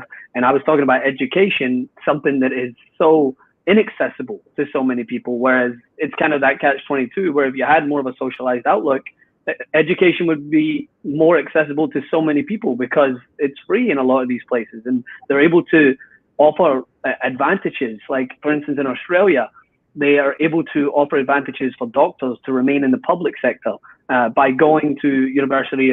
They go to medical school to study. They offer them the possibility of remaining in the public sector and advantages of lesser cost on their PhD and everything that they do to study. Imagine that in the United States, because one of the biggest reasons that private sector of healthcare is just so, it seems like it is unbeatable at times, is because it's so lucrative to so many people. So I guess it is that catch-22, where I think education and kind of trying to further the conversation around it only can be taken on if more people are willing to have that conversation, I guess. So one of the hot topics and talking points is white women showed up for Donald Trump. Surprise. No. Who would have known? But what's funny is that in learning that some of the white women that I know voted for Trump for whatever they thought were suitable reasons. And, the last election, it was white women voted for Trump. But this election has been seasoned with this Karen phenomenon that has really targeted white women that I think sometimes, removes the accountability of white men and what their participation is in systemic oppression and racism, because I do believe that sexism is a factor in all of this stuff, right? Regardless of the reality that the white Karens be Karening, as they say. But I wanted to talk to you about that as well, because I want you to break that down from your perspective in terms of the people are like there's been a revolution of white women who are now revealing themselves to hate people of color or not have empathy for people of color and their struggle in this country and Black people. And then all of a sudden Donald Trump converted all these white women into Trumpism, where in reality, that's what's been going on forever. So much. Oh my God. So when the exit poll came out about that, and we had so many great people in this conversation I started on Clubhouse, I titled it White Women Explain Yourselves, and had them come up on stage and give a take on it, why there was an increase. And again, there was somebody who does data science, and they said, hold off for a second while we wait for polls that come in that aren't as reflective of a Republican voting bloc. But two, it should have been a smash, like you were saying, Aida, in the other direction for all the ways that their narratives and voices were centered in Time's Up, in Me Too, as we saw Alyssa Milano kind of jumped on and tried to take on Me Too. And then it took a minute for folks to center the actual person who started it, who was Tarana Burke, right? And so what we have to ask ourselves is, what is the work white women are willing to do with their communities? And that's a question I still don't have an answer from the white women who are around me. What does it look like for folks to go back to the places, like if you're in LA and New York, where are your homes? Are you from the Midwest? Are you from the South? What does it look like for you to go back and actually do the work to educate, to organize? If you say you want to be about this movement, then you have to do the work like we've been doing in our communities. I'll give you an example. Like, as I've been mentioning, the Arab American community was solidly Republican until George Bush's first year. Clearly, we know his response, one, to 9/11, to criminalizing Arabs and Muslims. And so steadily, they've changed their alliances and allegiances more with a left-wing politic, even though for most cases, those communities are pretty socially conservative and fiscally conservative, but we've convinced them as organizers to think more deeply about how voting for Republicanism is a vote for white supremacy. And I mean that. I mean, this is what the party has really been about for the last couple of decades. So what I think I've been pressing, as I said, upon white women is to do the unglamorous work, to not be in the public stage. And that's what we have to do, to say, like, if you want to be in our spaces, one, don't talk for us. put us up in front and center. Put the most vulnerable, the most impacted folks front and center, and find every way to uplift their voices in the work that they do. Now people are talking about Stacey Abrams. We should have been talking about Stacey Abrams forever. And it's not just Stacey Abrams, it's a movement of folks doing this work.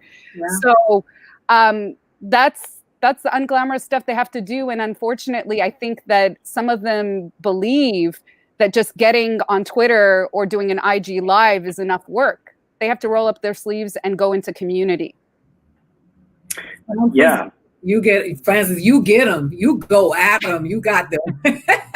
Yeah. I'm enamored with your take sometimes. I mean, I always I get stopped in the street after I first started doing videos. And I remember I was asked by the person who was watching, he's like, what do you deal with like who's your audience? Like, is it like Black people? Because it's a Black guy that was speaking to me. And I was like, man, like, no offense, I love people watching me. Of course, I want anybody to watch me. One, he was telling me that he gets his news from me. So the first thing I did was tell him I'm not news. Like, that's a big problem in its own. The fact that people would see me as a news source. I'm not. But then I got into a great conversation. And I talked about how my audience, to me, was always clearly white people. Like, my job is not to tell people of color that, hey, you're oppressed, because they know that. They've been telling that for years and trying and working, as was said there, within communities to organize, to try to raise their voices, because oftentimes people who look like me, white men and white women, they would not be inclusive to any groups, and they would not want to hear it because they didn't have to. They were already in the groups. They were the people who assumed to be in power and were given all the opportunity to have their voice heard from the beginning. Yeah, you could, obviously there's a case to be made that it was white men to begin with, and white women, as you mentioned, Aida, have been the target of this Karen campaign. But that's because one of the most frustrating things that I think comes up from especially a Donald Trump presidency is they almost like remove the parts of the things that he stands for and the things that go along with white supremacy that directly impact women. Like there's someone who's set to take a lifelong position in the Supreme Court who's talked in being cloudy on a policy that removes the rights of women to control their own bodies. And to have that conversation, especially with white women, it's almost like they remove those parts of white supremacy because they then subscribe to other parts of it where and unfortunately, it's always going to be that there is that racial prejudice that is so ingrained in this country. It's a stain. That one of the best videos I've seen in response to this election, but also just in shared perspective, was Eddie Glade's opinion that he did on MSNBC. It was absolutely outstanding, and it was so groundbreaking to so many people. But they were like, the point was, how is that groundbreaking to you? Have you really been paying attention? Like his whole point was that this has been happening, and Donald Trump is just a manifestation of a new form of it, and an updated form, a different voice that's going to be put to it. But it's been happening across this country since its beginning. This is who we are. So to go back to the original point of what I would try to do is, because I look a certain way to a certain group of people, I would always get pushback saying, why are you going against your own people? And I would always be like, my own people, mate, I'm Scottish. I don't know what you're talking about. Don't put me in to that group. Like, I'm not going against Willie Wallace and the rest of my people. I'm going against people in this country who far too often have not been forced to look at themselves and their own role. And even boiling that down, it wasn't just going after people who hold a certain prejudice. It was going after the moderates, the people that will share a Black Lives Matter square on Instagram, but then avoid the actual work that goes every single day to actively be anti-racist. That is the big factor. I had to learn myself that the things that I was taught, even in Scotland, even across the world, were bathed in a sense of supremacy. And I had to unlearn those things. And that is what it is. It's an act of unlearning. And to unlearn, you have to be humble. You have to be willing to see your own faults, which, as we know, as you mentioned, Aida, it goes along with the sense of misogyny that goes hand in hand with white supremacy, and the ego that goes along with it, and this sense of superiority where they don't want to check themselves because we're perfect. Of course, we're not going to check ourselves. Whereas I always see it as my role to kind of try to highlight the sheer fallacies in the points that people who try to uphold this prejudice make. I would always say that racism and stupidity go hand in hand. It's a match made in heaven.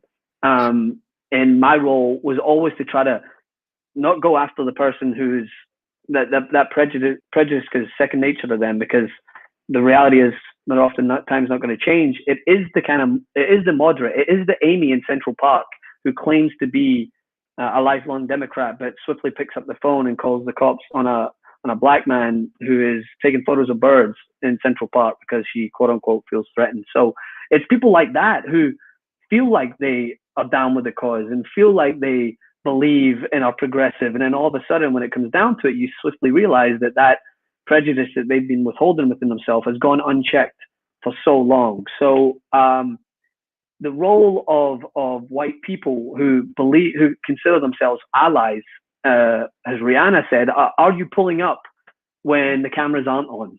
Like, or is it's when it's all well and good to share the black squares on Instagram and go to the marches because it's now popular. Like, what are you doing? Are you focusing on local elections? Are you looking at someone like Jackie Lacey in LA, who Kendrick Sampson was just holding an amazing movement against someone who is a person of color, but has been upholding these policies that have been incarcerating and targeting minority communities? Are you looking at the specifics in each election to make sure that you're doing the work, the grassroots work, to give voices to those who are being silenced and those that are marginalized in certain areas? And I guess the most important one, which seems like a cliche, but it is the reason why it continues to be a stain on the fabric of the nation. Is, are you listening? Yeah, because that's the most important thing. Are you actually listening? And people want to talk before they've even listened to what happens. And I come from like a sociology background, and I always look at things from a sociological perspective. And it's all about the idea of empathy is to not essentially put yourself in other people's shoes, but people conflate that with, oh, well, I put myself in their shoes, so I'm going to act this way. Well, are you taking into consideration the fact that you're not in that person's shoes, and there is certain things that go into why those decisions are made in preferential to that group of people instead of you? So I guess amidst that muddled answer, I just try my best to not beat around the bush in calling out the specific group of people that, in order for real change to happen, and the reason we're in this, as Baldwin says, trapped in a history, and history's trapped in us, is because we don't listen enough, and we don't pay attention to the moderates that get away with just sharing the black squares and don't actually show up when it's needed. Yeah, can I just say something really quickly on that note? And I know I fully am self-aware that I interrupted Francis as he was saying we don't listen enough. So I apologize for that. No. I want to just hold myself accountable. Because I appreciate that. I want to think a little bit deeper of what you were presenting about white women and white supremacy, which is, we get accused of playing identity politics or making things about race, but they're the ones actually playing into identity politics and making things about race, because why would you choose your whiteness over gender solidarity? And so, not that you have to make those two choices differently, but that's a clear choice that was made. And so how we have to understand this is we'll give one issue that makes it very clear, which is abortion, right? So that's why Amy Coney Barrett was so properly speeded through by the Republicans. And even, we have to be honest, in my community, in other communities of color, they are sometimes socially conservative and appreciated being anti-abortion. So what that comes down to is that white people don't care about us having abortions. That's why they're performing hysterectomies at the border. They don't care if we stop having babies. They care if white women stop having babies, because they're obsessed with this demographic shift, which, I'm sorry to break it for folks, it's not 2042, it's now. It already happened. The demographic shift has always happened or always been present in America, but it's been about who has been disenfranchised or intimidated to vote, or whose vote has been suppressed, and then doesn't reflect the real demographics of this country. So after Obama got elected, of course, this is like a manifestation of centuries of white supremacy, but a group of white supremacists met in Tennessee, and they said, our framing narrative is we have to popularize the white genocide that's happening in this country, where we're going to lose a grip, we're going to lose a hold of this country. And of course, who they squarely focused in on was the reproductive labor of white women. So if white women aren't put back in and re-domesticated and forced to have babies, this is the Handmaid's Tale. This is like clearly it.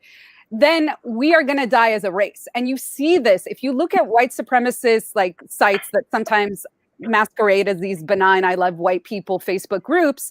All their memes are anti-miscegenation and about men of color raping white women. Why did Trump start with Mexicans are rapists? It was very clear pandering to that fear that men of color are going to rape white women and pollute the race of whiteness.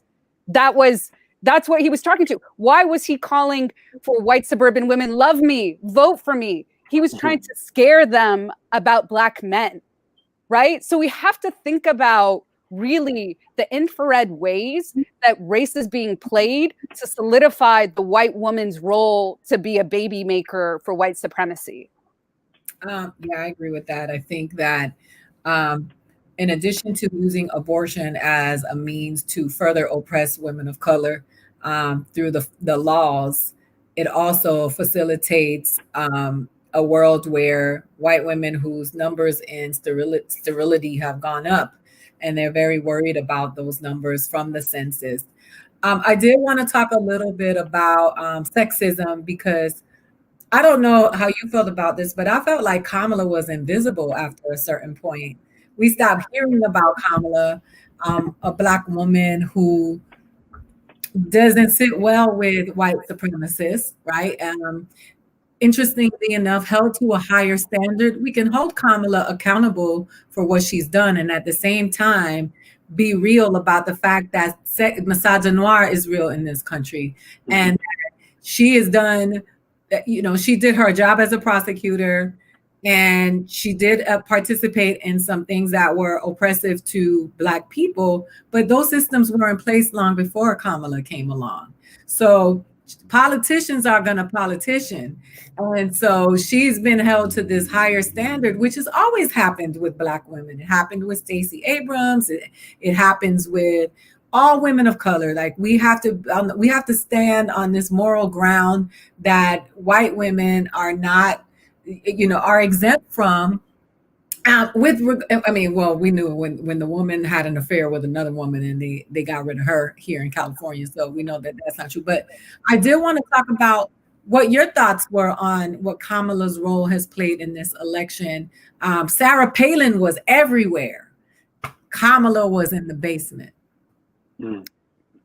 Yeah. I mean, the first thing they talked about, all the conservative talking heads, is even after her relations in the past. Like they immediately went for her personal life and talking about affairs and everything else. And I'm like, whilst worshipping at the altar of a thrice married pussy grabber who had an affair with a porn star. Like, I mean, you're absolutely right. Probably raped girls, right? Yes, exactly. So you talk about the double standard is pathetic, and the difference with Kamala Harris is obviously, I would argue that it's for someone like Kamala Harris to come in to this position.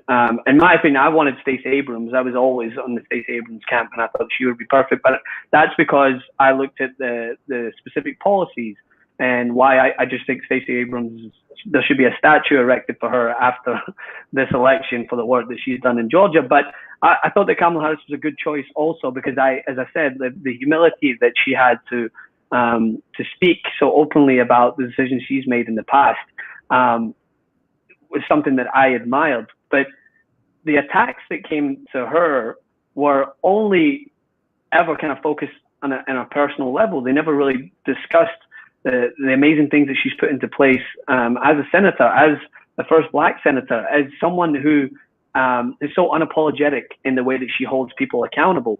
To me, it was always going to be a case of what's the lowest hanging fruit. And unfortunately, in this country, when it comes to Black women, that's oftentimes they don't need to go to any other branch. That's all that they need to do because, as you mentioned before, there's already an entrenched bigotry in this country. So many people who they are trying, these Republican kind of talking heads are trying to appeal to, have already made their mind up by seeing what she looks like.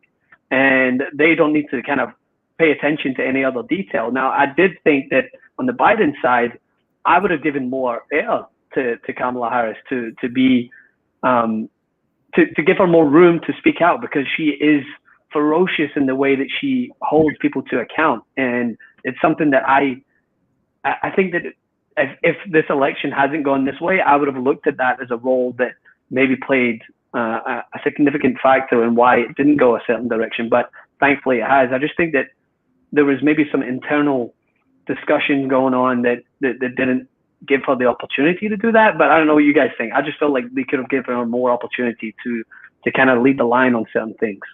Yeah, I love Frederick's comment there that she made Brett Kavanaugh cry. Very true. It's true. I do also want to think about how Biden gets the nomination somewhere around the time that the Black Lives Matter renewal of protests started happening in response to the tragic murder of George Floyd.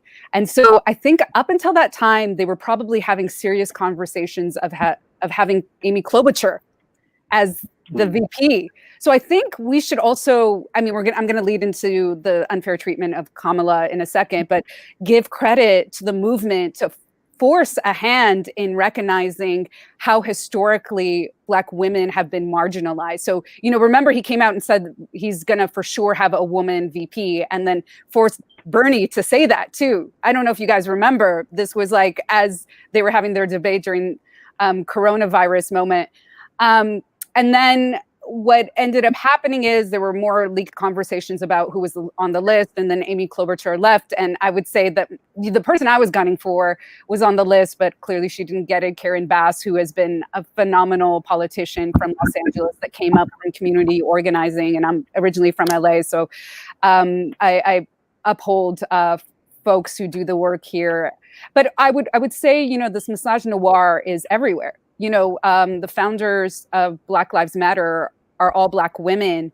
And for a long time, they were putting to the forefront Black men to speak in about BLM in the place of the women that founded this movement. And they also emphasized that it was a leaderful movement. But, you know, to get back to Kamala, we already knew what the right was going to do. You know, they came out the gate with the birtherism arguments that they gave Obama, right? Like, her father is not a naturalized citizen, or is not a citizen. She's not a citizen. We're like, what? All over the place. But she did, you know, what was interesting, I was looking at some of the exit polls from different cities, and Biden basically almost won 90% of San Francisco because of her, you know. So she is and has a history of being from the Bay, and she has a connection to, you know, she went to an HBCU. So there is something that really connects her to a Black population that clearly they might have been wanting to use, but also scares the Democratic establishment. So I agree with you. There are so many more ways that such a strong, vibrant politician who is incredibly powerful when it comes to debate and arguing could have been used. And also somebody that people had mixed feelings about because of the prosecutorial history. But still, you know, she was put to the side. But I would say, though, that like we should take this moment to honor, you know, if we're calling this Biden election, the first Black woman vice president ever in American history. She could be president. You know, that's massive. But that also says something about America, that we have to go through this door instead of like being able to run a Black woman as president. Yeah. Yeah, no, it's pretty gross. You know, we go with the battle of are we more racist than sexist? And it goes, you know, when we honor intersectionality, the answer is yes to both. You know, and it's really, you know, it's really obnoxious. I get tired of people telling me how corrupt Cory Booker is, how corrupt Kamala is. And I'm like, look at all of the other politicians. I know of under 10 that don't take checks from corporations. So if we remove those people, they all are corrupt. Why are you just pointing out the Black and brown ones, right? Yeah. So what do you think is going to happen this election? I would love to hear your predictions, because everybody is like on eggshells. And I know that Donald Trump is challenging this, but I'm starting to see even Republicans back away from him because they are understanding that he is directly attacking our democracy. Yeah, I just had this argument with a fella who was on Fox News a bunch of times, on BBC Scotland, actually. I called in and they were talking about, he was saying to me that Republican lawmakers are even shocked by this. And I said, oh, were they shocked when they looked to pass policy in Pennsylvania 6 months ago so that they could ask for a delayed read of these votes? This has been a plan that's been put in place for months. They understood that since coronavirus took hold, like I will be in full discrepancy as I always try to be. You might not always agree, but I don't know if without coronavirus, Joe Biden's run against Donald Trump would have been as successful as what it has been. Now, that's not saying that Donald Trump deserved in any means. I just think that a lot of people who weren't, who maybe were on the fence, it was polled basically that handling of coronavirus was something that many people kind of swayed their vote on. But in regard to what is going to happen, is a video I did a few days ago. Bernie Sanders is the prophet who predicted exactly down to almost the exact time. I think he got it like 10 minutes wrong. We said that around 10 p.m. Donald Trump will throw this hissy fit. And I think it was like 9:49 when Trump actually tweeted out. So Bernie Sanders is a living Simpsons episode in that sense. But he's been paying attention. And if you've been paying attention, you'll see that in regards to what Donald Trump has been trying to instill into this country in the minds of his most adamant followers, is that there's this big kind of underlying fraud in regards to mail-in ballots, which have been fine for years, by the way, in elections. But all of a sudden, this time around, when we're in the midst of a pandemic that he woefully mismanaged and people don't want to go to the actual polls, that's when all of a sudden it becomes a problem. So he's not going to go quietly. He's going to try and kick up a fuss. As I said, they've had this instilled in their mind for years. And while there is some Republican lawmakers who seem to be stepping away, I think it was a tweet that came out from an NBC associate that said a White House official is trying to figure out the ways to break it to Donald Trump. This election's out of his grasp. And I'm like, I'll volunteer as tribute, please. Send me in there. She volunteered to break it to him. A full line in there.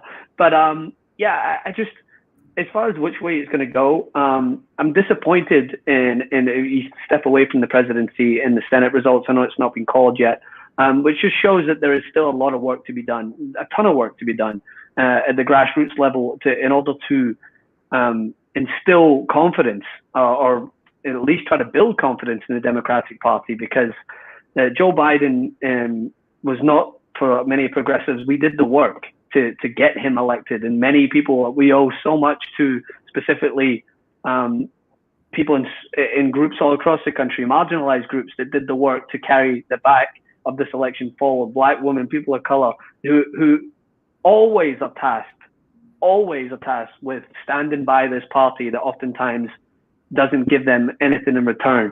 So the work starts today, tomorrow, every day from now going forward. If Biden's to be the president-elect, which we assume he will be, it's to hold him accountable. And that's where it falls upon, again, people like myself and other white people who align with this movement. It's to hold him accountable so that he lives up to positions and policies that's going to help those that help get him elected. We need to be going into places like Atlanta and be offering a voice to those that did the grassroots work. We need to be working for Stacey Abrams if she decides to run again, to try to move that ball forward. We need to be going to places like Miami and trying to have those conversations with specific people in groups that feel ostracized by the Democratic Party. And why is that? We need to be giving voices to, as you said, the specific groups in Arizona that help further this conversation. And as you mentioned to earlier, Aida, we need to start talking about groups that are just considered a monolith and start breaking it down to specifics. I mean, we spend a lot of time discussing specific groups of people and what their interests are, but the Native Americans, Hispanic in the United States, they're just grouped into these categories and just assumed, like almost in the interview that Joe Biden did with Charlemagne the God, that I thought was one of his worst moments, where he just kind of assumed, well, if you belong to a specific group and you don't vote for me, then you're not really that group. So I think we've got a lot of work to do in the wake of the election to try to at least see everyone who has given so much to elect this man, or to try to get him into this position to be elected. And it's going to be I think a major disappointment if that isn't taken seriously from at every level once we move forward. If only Stacey Abrams had a Stacey Abrams, right? The truth. Yeah. Supporting her in the way that she needed to be supported. Absolutely. And I agree with everything Francis is saying. I mean, we have to think about, as I said at the top of this hour, the fact that Black and Latinx and indigenous communities like Arizona, Navajo, and other ones, they are at the highest risk right now for fatality from coronavirus, and they risked that, and they showed up. They didn't even just do the mail-in ballots. They showed up because they knew that they had to push forward around the red mirage. So those communities, we literally owe our lives to. I would say that when it comes to analyzing this moment and where we're at, I think the tide changed the moment that Fox News called Arizona for Biden. I think that to me signaled, wow, he doesn't have this propaganda machine at his feet anymore. And he has been really upset with their election coverage because it wasn't 100% part of his demagoguery machine. So and even CNN still won't call Arizona, right? But I think that this is pretty much a Biden win through the votes, the organizing, the work of people of color. So when I heard the corporate media, or even, I mean, I'm going to be honest, Aida, our place that we participate in lead with the story of, look at how many people of color voted for Trump. That's not the story.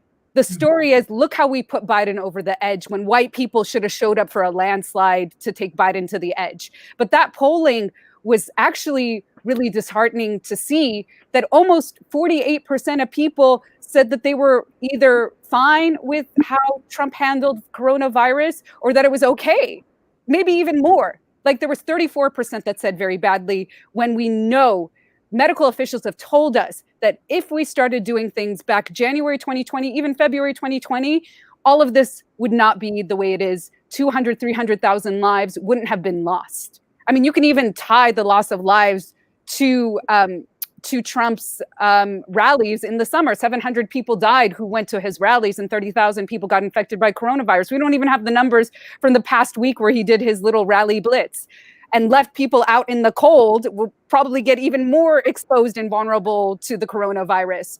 So those things is what is at the top of my mind, is that we're living with 68, 69 million people that thought this was okay.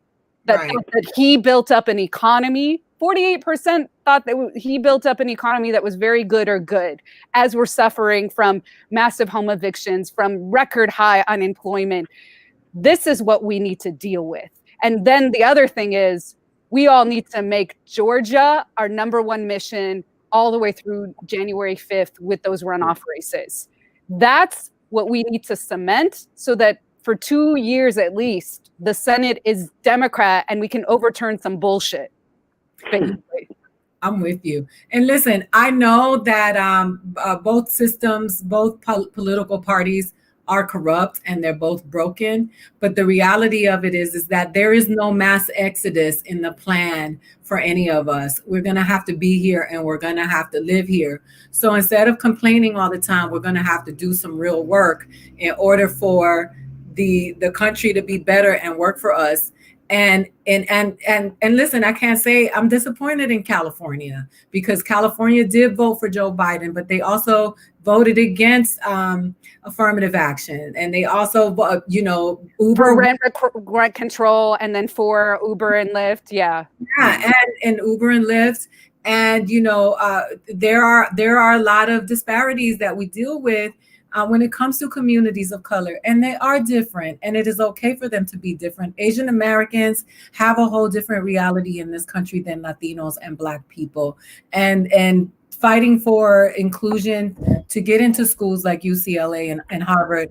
And, we have this big fight on our hands because white supremacy always enables those conversations to be had when we are framed in a way that we're always fighting for the scraps while they feast at the top. But I do feel like a lot of people did show up, and the work begins now, whether Donald Trump is president again or Joe Biden is the president. And that's what we're saying. America is not going to magically become better if Joe Biden is president, but it will become better because we would have rid of that cancer that has brought so much ugliness to light that we can now start working on. Because it's been here. Yeah.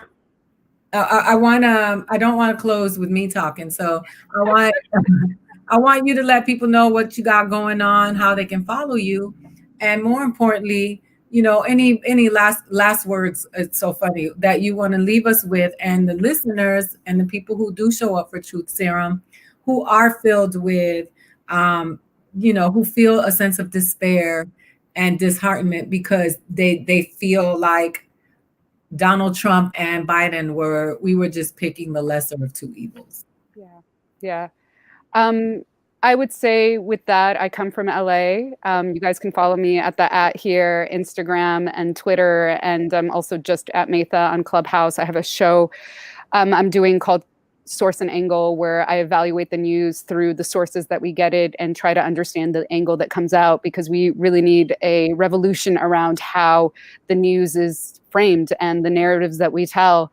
And I would say, you know, coming from LA, having a history in doing community organizing, being involved and being led by such phenomenal people, LA had big wins.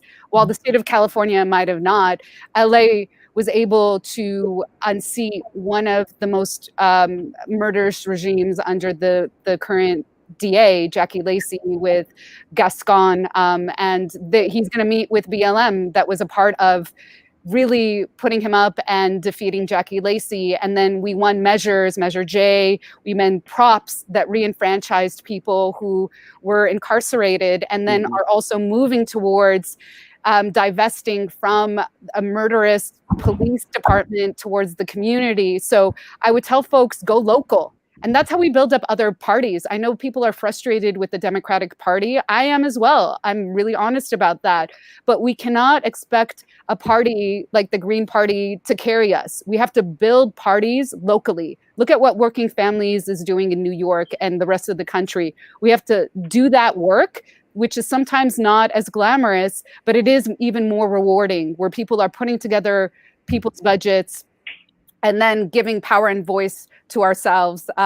Also, LA just elected a full supervisors board of women. So we're making things happen. Follow me if you want to learn more, not just about LA, but especially race and class and gender analysis about the politics of America and the globe. So that's what I'm here for. Thank you so much, Aida. I really admire you. The way that you can talk about this work and give it a fun comedic spin for folks it's necessary work, and it's beautiful work.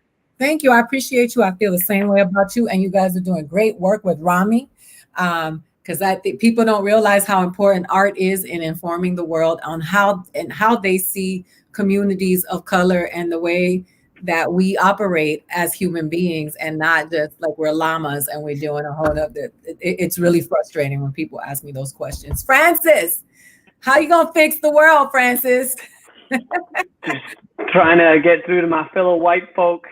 So I'm trying to do. That's it's a brick wall right in front. No, I don't know. I mean, I'm trying to do it in several avenues. So it was no surprise. I kind of stepped away a little bit from doing kind of political videos and working more in local kind of grassroots movements to try to focus. You know, I've always kind of been, the connection that I had early on with Colin Kaepernick's movement led me to want to do a lot of work specifically in uplifting the voice of Know Your Rights camp, and specifically when that was going into George Floyd and the protests that were coming. Some of the work that they were doing was incredible, like offering funding to bail those out that were out in protesting. So that was much my focus coming out into the new year.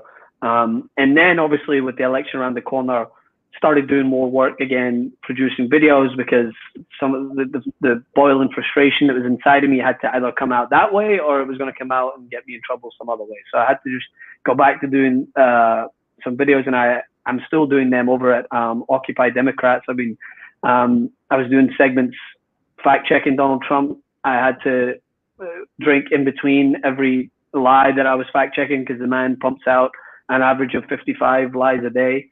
But I don't know what I'm going to do with myself once he's gone. Who am I going to fact check after that? I'll have to figure out somebody else. But then, as kind of importantly too, is like a connection to what you were saying, Aida, about the work that Meta's doing on Rami too. Is like I see the arts as an avenue. We actually have a kind of little connection there. Rami was. He studied at the same school. I came to New York originally 3 years ago to study at William Esper School of Acting. Esper, yeah. Yeah, so we had the same teacher, Barbara, who's an absolute legend. So I had a lot of conversations with her, and I've always had the dream of being a writer, screenwriter. My first work I kind of into in journalism was through writing, and so that was always kind of an avenue that I thought was powerful in its methodology of essentially getting across a similar message that you would get across in journalism. Like if you look at a movie like Moonlight, I see that as a journalistic piece, and Get Out, able to weave such powerful social constructs into a horror movie. So kind of that was my work for the past year, kind of leading up to this year, where I was able to get funding for a first short movie that I'm doing based in Bed-Stuy, Brooklyn, that targets gentrification, because it's such a prominent issue all across New York, and working with grassroots movements inside of Brooklyn to give voice to that story, you know, and help through that avenue. But at the same time, I'm always going to jump in front of the camera to rip into people if I think that they're just kind of stepping out of line. So as far as getting in contact, all my information, I'm all under that handle at Francis M. Maxwell, usually on Twitter and Instagram and stuff. The videos that I do are always on Facebook. You can see them at Francis M. Maxwell on Facebook, or through Occupy Democrats work. And then to the final point of what about those that feel a little disenfranchised? I think the words were spoken before. I don't think I could put it into any better framework. It's about, if you want to feel like you can make a change in the party that does not uphold the values, but clearly if you're interested in that, aligns more so than those on the right, then local focus is the way that you can try to get your voice heard. Like, you listen to the early interviews from Alessandria Ocasio-Cortez, and she talks about feeling disenfranchised from that party. And what did she do? She activated and mobilized locally, and was able to garner the motivation of people. And I'm not saying you have to go out there and run. I mean, if you do, trust me, let us know and we'll help support you. But just garnering a group of people that feel, and finding a community that not everyone's going to agree. Not everyone is going to be on board with every single policy. As you mentioned, California as an example. You got voting rights for those who are formerly incarcerated. The war on drugs has been won by drugs. Take that, Ronald Reagan. So these things can be done, right? These things can be done when you activate groups of people in local areas that you can focus on. And there's always battles to be fought. That was one of the things I was screaming from the rooftops after, in the wake of George Floyd and the Black Square movement, was like, at that same time, there was conversations going on specifically in LA that was mentioned earlier with Jackie Lacey, and people were turning up to protest, but then were turning away when hordes of people were going to Jackie Lacey's headquarters and calling for that replacement, because that is where you can enact real change. So I wouldn't lose hope. It's understandable to feel like the Democratic Party doesn't represent people who have been oftentimes kind of just pushed into an echo chamber. But the reality is your voice has a better chance of being heard under this movement, and in focusing on local elections to help push this movement forward. There's always going to be a great avenue to voice your frustration if you want to do it that way. So thanks for having me on. It's been, obviously, your work is echoing the point made before, is always, humor is an amazing tool, but the way that you deliver it is always with a scathing point to be made, which just makes it even better. I mean, that's why I loved you every time you were on the Young Turks, and thanks for having me on here to talk. I appreciate you both. Thank you. And listen, all hands on deck. It's going to take all of us to dismantle this system.